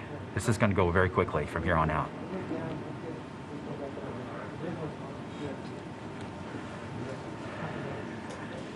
That's confirmation that we got shadowed by the cruise stage as it passed through our beam to the Earth. Telecom indicated actually that we could see a signal that the cruise stage went between the Perseverance entry capsule and Earth. So we saw a little blip, the data stream indicating the cruise stage separation. We have confirmation that the vehicle has started warming up those entry thrusters. Warm-up pulses have begun.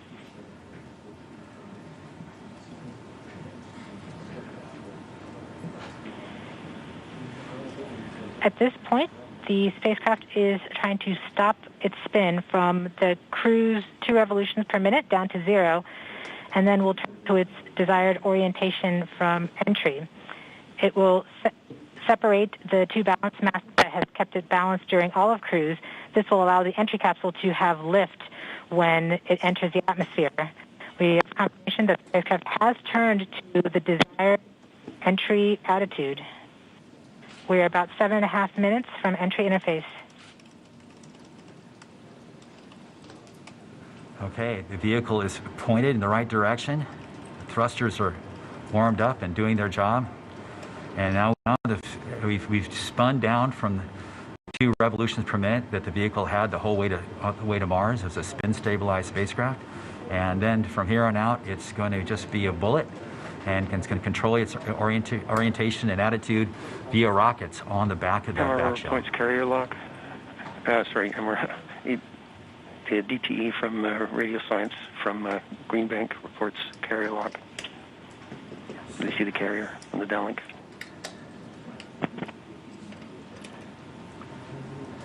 Flight level 1. We are continuing to wait for entry interface. We're about 6 minutes and 45 seconds from entry interface. We have confirmation from Greenback that they are receiving direct-to-Earth telemetry via that path. The spacecraft Perseverance is currently transmitting heartbeat tones. These tones indicate that Perseverance is operating normally and has nothing significant to report. This is as expected. We're currently just over 6 minutes from entry interface.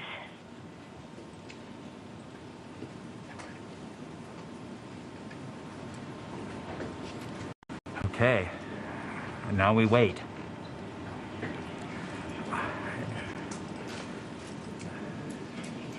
As soon as we get to the top of the atmosphere, it'll be very quickly, which is the entry point. It won't be very long before the atmosphere will start getting thicker and thicker. It's going very quickly at a fairly steep angle of 15 degrees into the atmosphere. And as it starts to slow down... We're just under, we're about 5.5 minutes from entry interface. We're still receiving heartbeat tones. We expect to continue receiving heartbeat tones until about 5 minutes after entry. At that time, Perseverance will be no longer in view of our antennas here on Earth. About 90 seconds prior to entry, the Mars Reconnaissance Orbiter should begin receiving telemetry from Perseverance and streaming it to Earth in near real time. There are a few expected short outages, such as when we have a plasma blackout or when we enter the peak heating phase. Aside from these outages caused by the plasma blackout, antenna switching, or high dynamic events, spacecraft events, we should have telemetry until about 90 seconds after landing. A plasma blackout is when the signal from Perseverance isn't strong enough to make it through the superheated, super fast air flowing around the spacecraft all the way down to Earth. Once the temperature drops below that peak heating, we do reacquire the signal from Perseverance. We are currently about 4.5 minutes from entry interface. Perseverance continues to report heartbeat tones, indicating everything is nominal. Okay, what we're looking for now is Mars Reconnaissance Orbiter should be in view soon of our vehicle and be able to listen to ones and zeros coming from a separate radio that's really designed to talk between spacecraft. MRO reports the electro radio is powered on, ready to receive signals from the lander. Okay, MRO is ready and able and waiting to hear from our rover. Mars Reconnaissance Orbiter has reported that it's ready to receive the signals from Perseverance. It should be in a few minutes here. We're just Flight Local 1 from entry interface.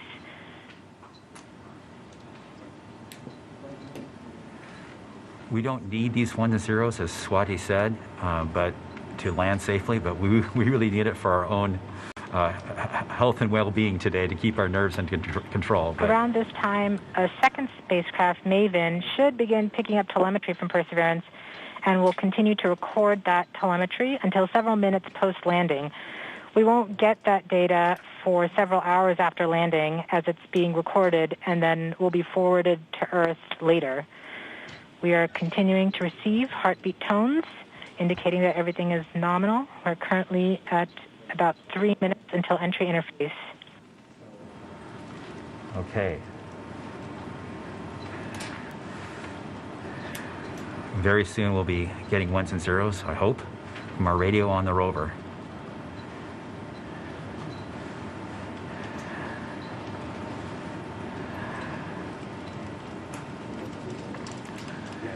The entry interface is nothing more than just an arbitrary place in the sky that we've defined to be above the atmosphere.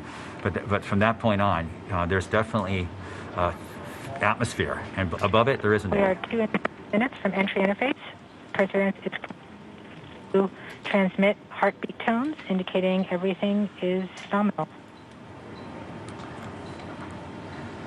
So the tones can tell us whether something is bad or not is happening. So far the heartbeat is doing well. So the vehicle thinks it's in good shape to land, which is a great sign.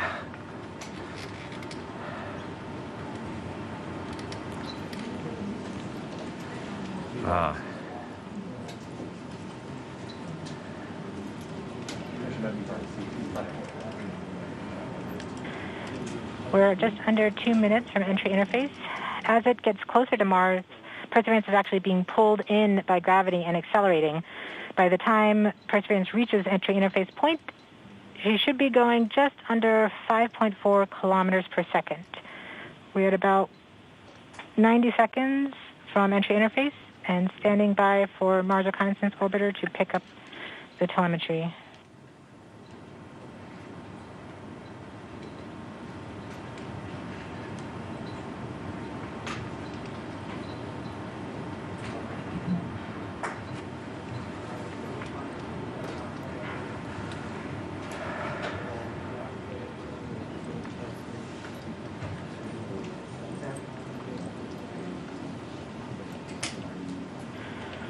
We are 1 minute from entry interface.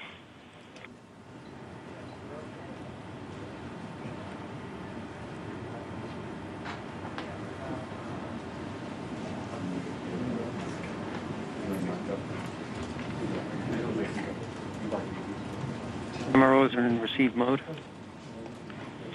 We have confirmation that the Mars Reconnaissance Orbiter is now relaying data from Perseverance. We're about 30 seconds from entry interface. Perseverance is going about 5.2 kilometers per second and is about 190 kilometers altitude above the surface of Mars. Confirm your jet data flow.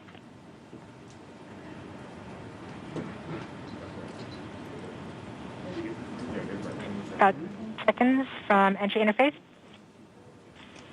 5.3 kilometers per second and an altitude of about 150 kilometers from the surface of Mars.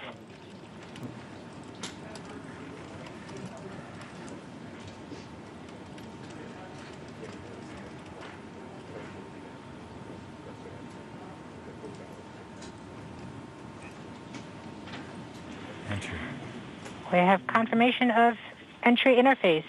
Perseverance is currently going 5.3 kilometers per second at an altitude of about 120 kilometers from the surface of Mars.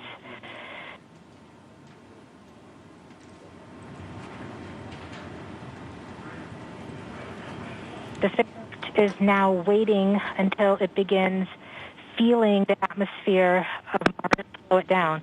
Once there is enough atmosphere, it will start controlling its path to the landing target.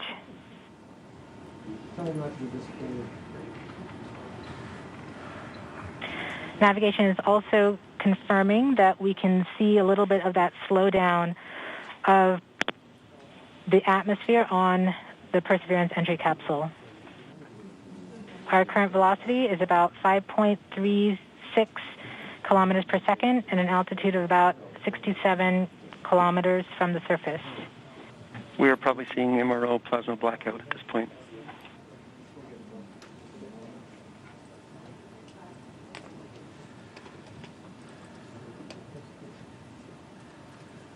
The vehicle should be doing its turns right now.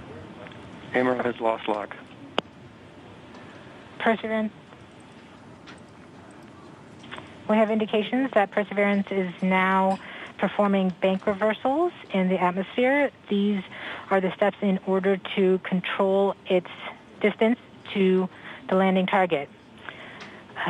Perseverance has just passed through the point of maximum deceleration and has indicated that it felt approximately 10 Earth Gs of deceleration. Camera has lock again. Yes, yes, yes, yes, yes. We saw a small outage of the UHF telemetry from Mars Reconnaissance Orbiter during that peak heating phase, likely caused by the plasma blackout. Perseverance is still continuing to perform bank reversals in the atmosphere to control its distance to the landing target.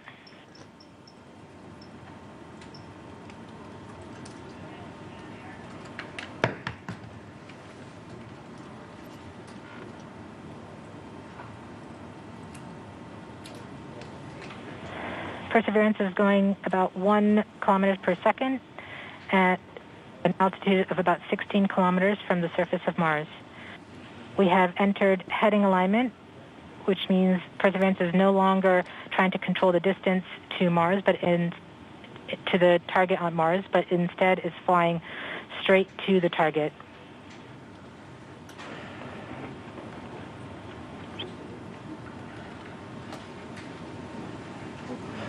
Parachute.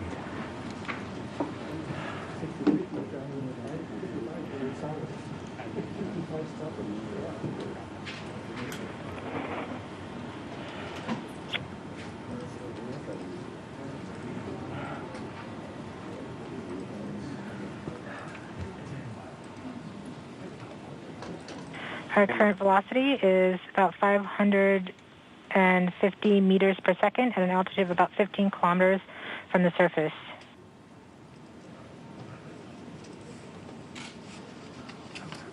MRO's reporting good telemetry log.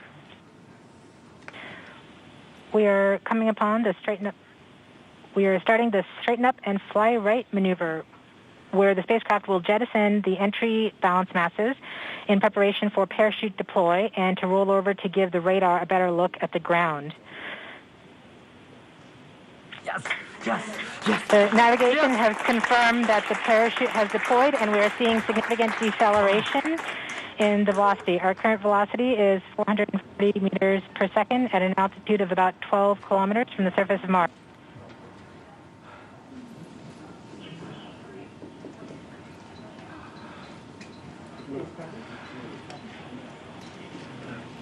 Yes. Perseverance is now slowed to subsonic speeds, and the heat shield has been separated.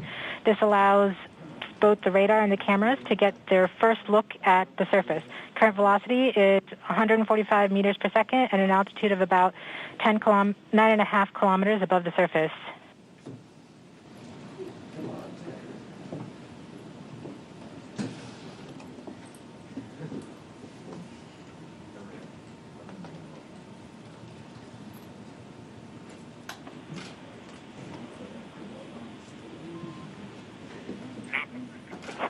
Yes, yes, yes. Perseverance now has radar lock on the ground. Current velocity is about 100 meters per second, 6.6 kilometers above the surface of Mars. Perseverance is continuing to descend on the parachute. We are coming up on the initialization of terrain relative navigation and subsequently the priming of the landing engines. Our current velocity is about 90 meters per second at an altitude of 4.2 kilometers. Almost there. We have confirmation that the lander vision system has produced a valid solution and part of terrain relative navigation. Yes. We have priming of the landing engines.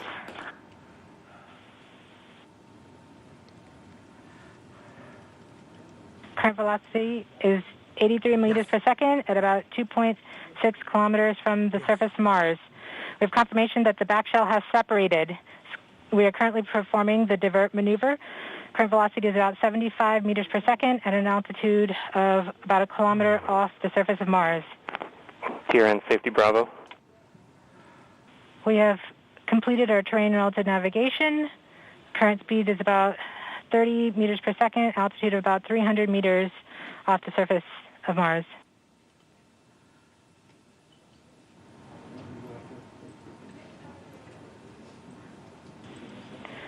We have started our constant velocity accordion, which means we are conducting the sky crane, about to conduct the sky crane maneuver. We've lost direct-to-Earth tones. As expected. As expected. Sky crane maneuver has started. About 20 meters off the surface.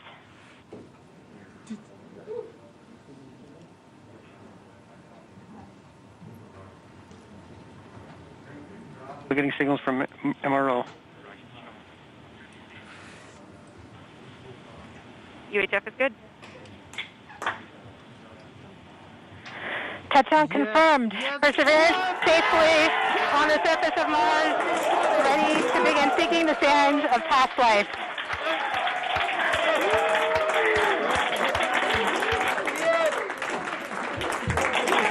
At this point, the descent stage has flown away to a safe distance. Perseverance is continuing to transmit direct through Mars Reconnaissance Orbiter to Earth.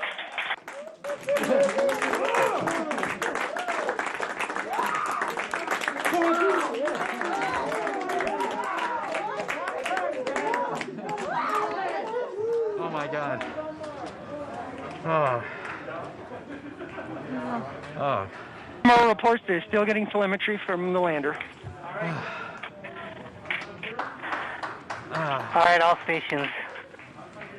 We got it. Touchdown confirmed. We're going to wait for the images. Wow. This is so exciting. The team is beside themselves. It's so surreal. Stay tuned. We might get some pictures. It'd be great.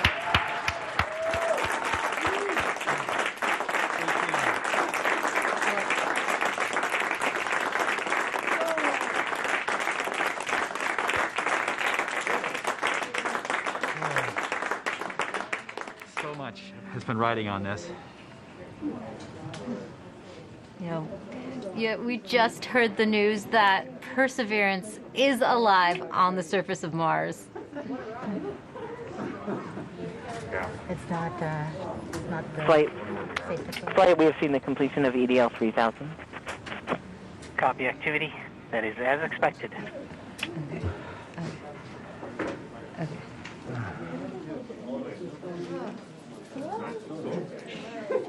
MRO is still seeing a strong signal from the lander.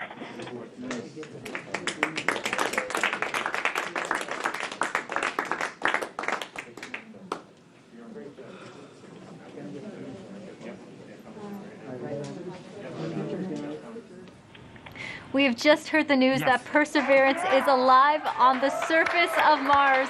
Congratulations to the mission. And looks like we have some more news in. It looks like we're getting the first image. Here, take a look at the first image. Flight, this is OL3. I have the target point on the map when you are ready. We are ready, OL3. Go for it.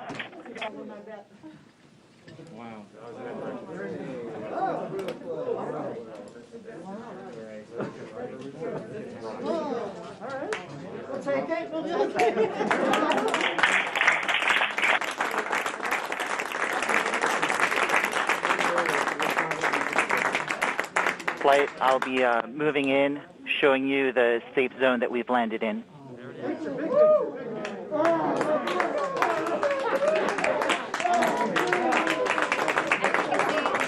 Has just put the first image from Perseverance on the surface of Mars. Now it comes from the engineering cameras known as the hazard camera.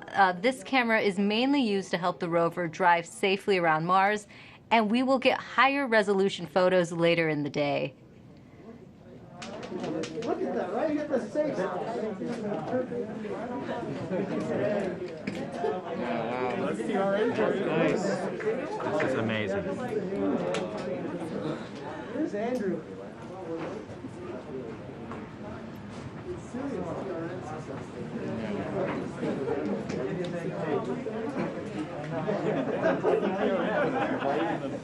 For Steve.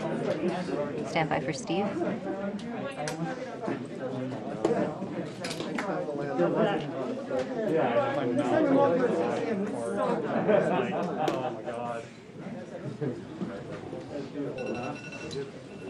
You did it. You did it. You did. You led the team. You made it happen, man. Congratulations,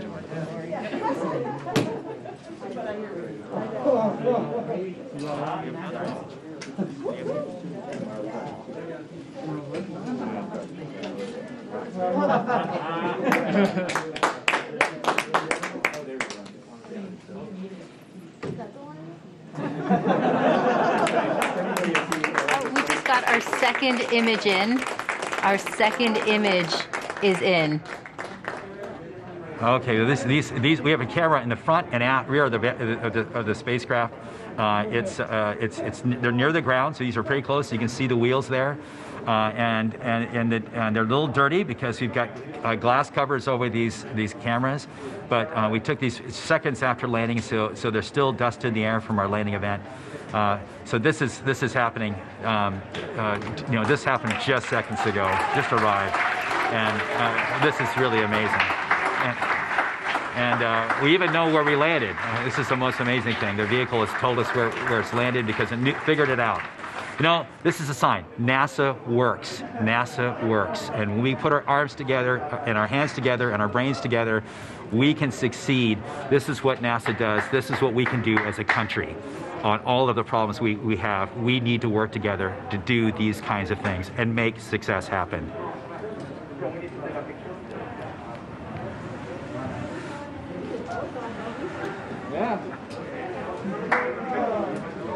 And joining us now is the acting administrator of NASA, Steve Jurczyk. Steve, welcome and congratulations. Hey, thank you. What an amazing day. And how does it feel to have another rover on Mars? It's amazing to have Perseverance join Curiosity on Mars, and just a credit to the team. I mean, just what an amazing team to work through all the adversity that goes and all the challenges that go with landing a rover on Mars, plus the challenges of COVID, and just an amazing accomplishment. And what does this mean for NASA and its future plans? So for robotic exploration, every time we execute a mission with new instruments, we discover new things and things we never thought we would discover. So that always informs our future robotic missions, both landers, rovers, and orbiters. This mission also has technology on it. One of the cool things is the Ingenuity helicopter. It's an experiment on this mission, but if it's successful, we can use it as an science observation platform by putting instruments on it, and also use it as a scout for future rover missions, and then just the entry, descent, and landing capability. It'll allow us to land more larger, more ambitious robots on the surface of Mars, and then for human exploration. We have the Mars Entry, Descent, and Landing Instrumentation, which is going to give us EDL information. We have the Mars Environmental Dynamics Analyzer. It's going to give us size and properties of dust particles, because when we send people, we're going to have to deal with that dust. This is just an incredible mission because of the science and the technology, and then caching samples for a Mars sample return mission. That will be an amazing mission, the first round trip to Mars and back, and bringing those samples cached by Perseverance back to Earth to examine with state-of-the-art equipment in our laboratories here on Earth. We have so much to look forward to. And we also have a student question coming in from Landon. Let's take a look. Hi, my name is Landon Applegate. I'm in 6th grade, and I'm going to Academy for Academic Excellence. And my question is, do you think we could get resources from Mars to help on future missions, or even as like a launching point? Great question, Landon. Actually, we have an experiment called the Mars Oxygen In Situ Resource Utilization Experiment, or MOXIE, and it's going to demonstrate generating oxygen from atmospheric CO2. And that could help generate breathable oxygen, and even if we can liquefy it, oxidizer for propulsion systems. So that's a tech demo on Perseverance. And then we're going to continue to characterize the frozen water on and below the surface of Mars, and eventually try to figure out how to extract that water from the Martian soil, or what we call regolith. And then we can use that for potable water and also break it down into oxygen and hydrogen for rocket fuel. So absolutely, we're going to try to eventually figure out how to live off the land to support human missions to Mars. Thanks for taking the time to talk to us today, Steve. Thank you.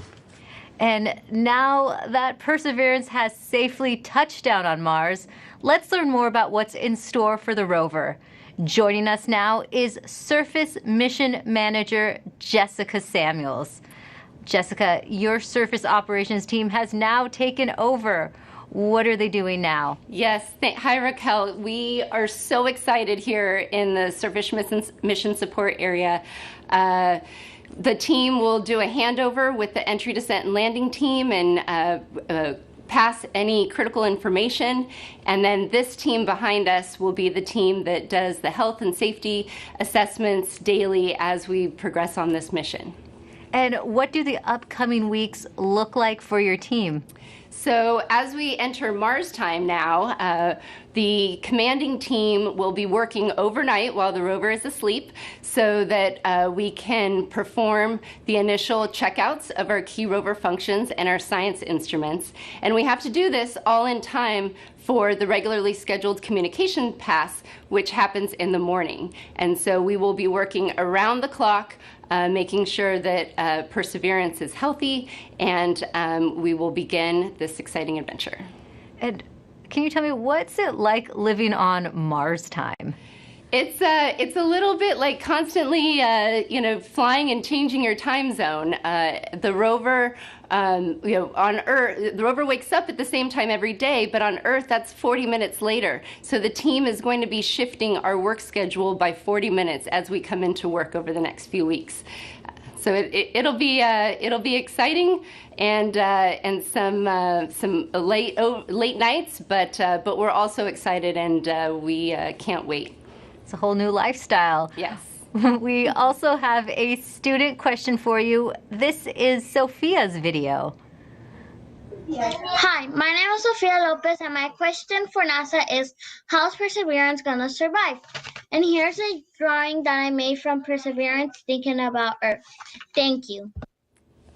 Well, Sophia, Perseverance survives with a power source that charges its batteries overnight while it sleeps, and it keeps heaters on so that all of our critical electronics can stay warm, as well as our mechanism. But it's really survived by the team that performs the health and safety assessments every day and communicates with the rover and makes sure that she's doing okay. Well, thanks for your time, Jessica, and good luck living on Mars time. Thank you. Should be fun. Let's head back to Marina as she gives us a sneak peek into the future at JPL. Thanks so much, Raquel. It's definitely bustling behind me. It's not quiet like it was just 20 minutes ago. And congrats to the whole team. What an amazing accomplishment. Mike Watkins is the director of NASA's Jet Propulsion Laboratory. He was the mission manager during the Curiosity rover landing on Mars. Welcome, Mike. Oh, thanks. Glad to be here. You can see all my mask markings on. Well, you were just celebrating, and rightly so. Now, you've been around for a number of Mars landings. What makes this one special? Well, two things. I mean, it's the biggest and best rover we've ever sent to Mars, and it can really, do amazing things in terms of, its own scientific exploration of this habitable environment, at Jezero. But, it's also, as you've heard today, it's the first step in Mars sample return. So really, it's not only doing its own mission, it's setting us up for a series of missions and to bring those samples back. And, a lot of the effort to develop the rover was specifically designed, for that sampling and caching system. It's one of the most complex robotic systems ever made. And having it down safely means Mars sample return continues right on course, and we are moving forward. Wonderful. Now, JPL has a long history with robotic space exploration. Why do you think it's so important to continue to push those boundaries? There's a lot of reasons. I mean, obviously, for places that are far away, like Mars, and even farther away, like Europa, right now, robotic exploration is the only way we can make these scientific discoveries and really understand these early habitable environments. In the case of Europa, maybe it's even still habitable. And, we're not ready to go there with astronauts yet, but the robots are ready to go there. And so we always, are forerunners and pathfinders of human exploration. And we start by sending, our eyes and arms there in the form of a robot. And it is just fantastic to be able to do that and to learn from each rover, learn from the science and the engineering and make the next one better and make more and more discoveries. And every time we do one of these missions, we make fabulous discoveries. And each one is more exciting than the last. The future does look exciting. Now, as director of JPL, what would you like to say to those teams right now celebrating? Oh, obviously they have earned it. Let me tell you. I mean, they have worked, for years and years on this mission. And then in the past year, of course, we had the COVID experience. And I want to thank not only the team, but also, all of JPL. A lot of folks had to pitch in here, in terms of making sure our remote telework, our IT systems were good enough to support folks working from home. All of the folks looking at PPE and our safe distancing and reconfiguring facilities to make them safe for the employees. It's just an incredible amount of work by the entire lab, and of course, especially by this team. And and in one sense, the 7 minutes of terror are very exciting. But on the other hand, the mission's just started, right? We built the mission, not to land, but actually to drive and get the samples and do other technology, demonstrations.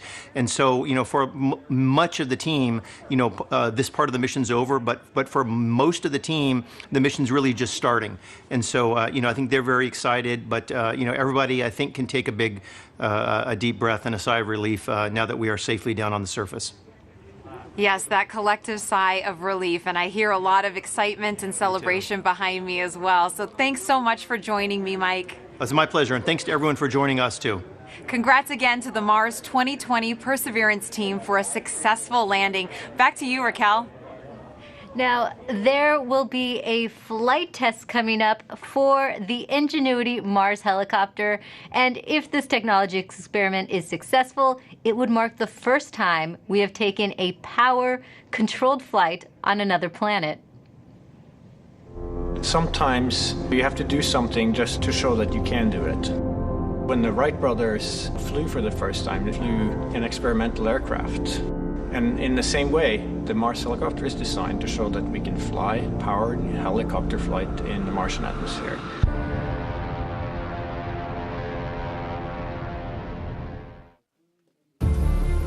From day one, this was the unwavering dream of our team, to get our helicopter launched to Mars so that we can get that opportunity to do the very first rotorcraft flight test in the actual environment of Mars.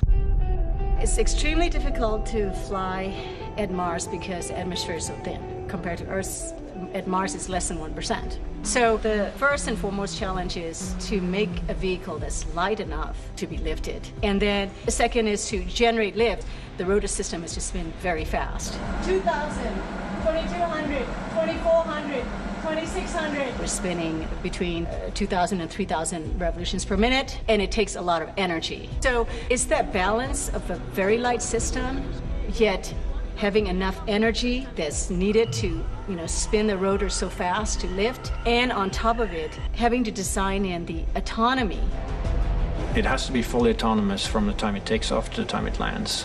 What we do on the ground is we plan the flights, and so we determine from here where we want the helicopter to go. Our experiment window is 30 Martian days. So we have planned up to 5 flights of incremental difficulty. The very first flight, the main thing is we want to get the legs off the ground, and so we will basically go up about 3 meters, and we'll hover there, and then we'll come down again. And that will be the first, really major milestone. Most of our flights will be at the 3 to 5 meter height. We will be going horizontally again at a few meters per second, probably go out, 50, 70 meters and come back. In successive flights, we'll probably push that further, try to go further. So our priority will be to get back engineering telemetry and not so much images, but I'm sure we'll return a few, because they'll always look cool.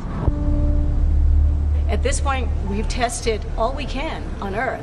We have mathematical models that shows how it will fly at Mars, and we've tested it in the simulated environment that we can create on Earth. It really is time now to do the real flight tests at Mars. Nothing is a given, but we have done everything we can in terms of a test program here on Earth. The vehicle's performing extremely well so far. It's been doing exactly the right thing, even right now when it's bolted onto the Perseverance rover. So there's a very good chance that we'll pull it off, yes. But it's still high risk, and none of us forget that you could have a glitch that, could mean end of mission, yes. It's going to be exciting, reacting to any surprises we have. We can't wait. What's really most important is everything we're learning here is for the future rotorcraft systems that we want to introduce into space exploration. Mimi Ong is the project manager for Ingenuity. She joins us now as they await a chance to check out their helicopter in the coming days. Welcome, Mimi. Thank you, Marina. Oh my goodness, we've been talking about this for months, Mimi. Did you ever think you'd be here at this point? I mean, what's going on in your head right now? This is super exciting. We have been working on Mars helicopter for over 6 years, testing and carefully designing it for operation at Mars. So what's going through my mind?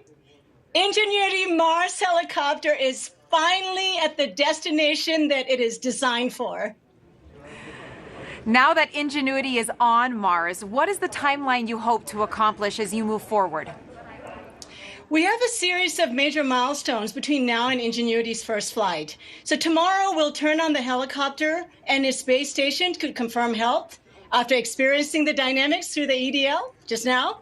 And the next major milestone will be when the rover deploys the helicopter to the surface. And that marks the first moment that Ingenuity operates on its own in a standalone manner. And surviving that first cold, frigid night of Mars will be a major milestone. We'll execute a series of checkouts, and then we will perform that very important first flight. And if the first flight is successful, we have up to 4 more flights in the 30 Martian days that we have set aside for our flight experiments. And that's when you finally can breathe, right, Mimi? Yes. Now, why is it so important to have that aerial dimension to space exploration? A helicopter flying far ahead of rovers and astronauts in the future can provide high-definition reconnaissance information for the rovers and the astronauts before they take the long journeys. And as importantly, being able to fly will enable us to get to places that we cannot get to with rovers and astronauts, like sites of steep cliffs, deep inside crevices, areas of high scientific interest. It will be game-changing. Game-changing is right, and we've talked about this a lot. You've mentioned the risk is huge, Mimi, but the reward is high. What will be your greatest reward? Our team started with the question of whether a helicopter can fly at Mars, given the extremely thin environment. And we systematically demonstrated a series of technical steps. We demonstrated lift first, and then we demonstrated lift and the first ever powered control rotorcraft flight in simulated Mars atmospheric density. And then we went on to build the full-up helicopter that can not only fly, but operate and survive autonomously at Mars, all under 1.8 kilograms, about 4 pounds. And each of these major milestones have been a first. And the success at each of these has been so rewarding. And along the way, the rewards just kept coming. And I have to tell you, at this moment, it's going up exponentially. So after all these tests, analysis, simulations, and more tests on Earth, our team now gets a chance to test, prove, and learn how it works in the actual environment of Mars. Our team can't ask for a bigger reward than that. Oh, Mimi, I'm so happy for you and your team. And now we're going to take a question from social media on Instagram for you.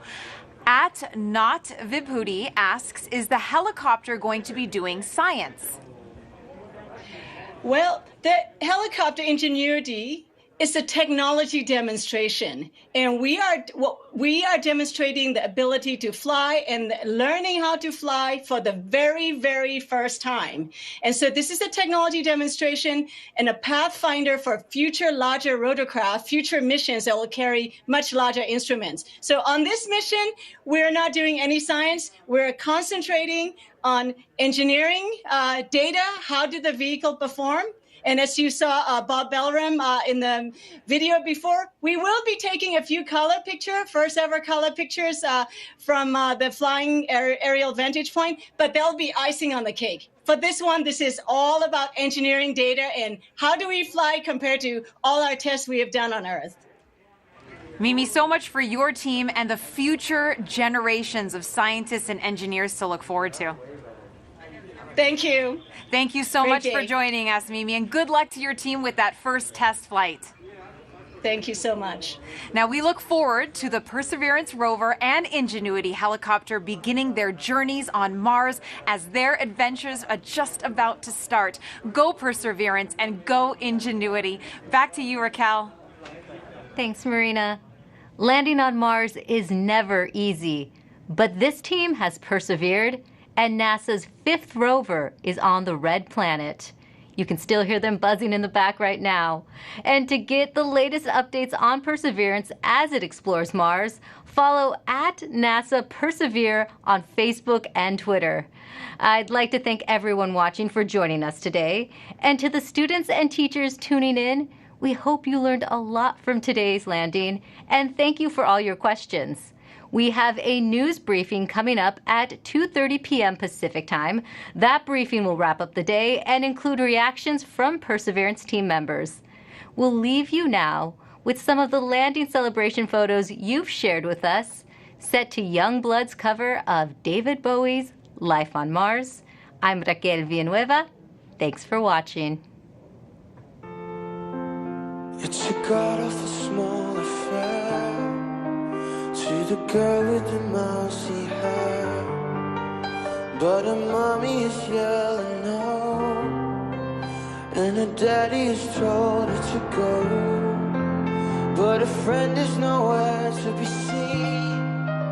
Now she walks through a sunken dream to the seat with the clearest view, and she's hooked on the silver screen.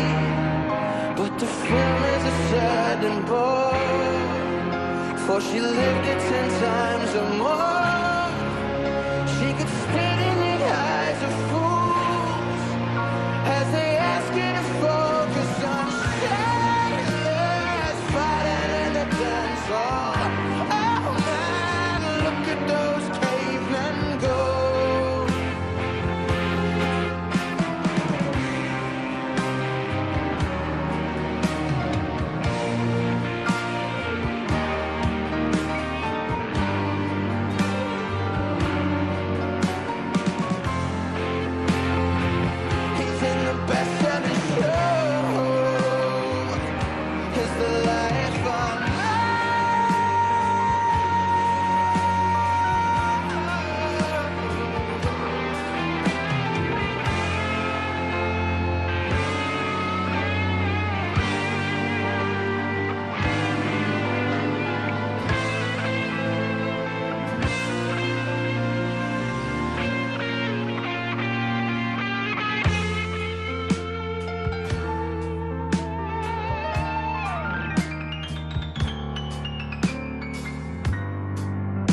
Now the workers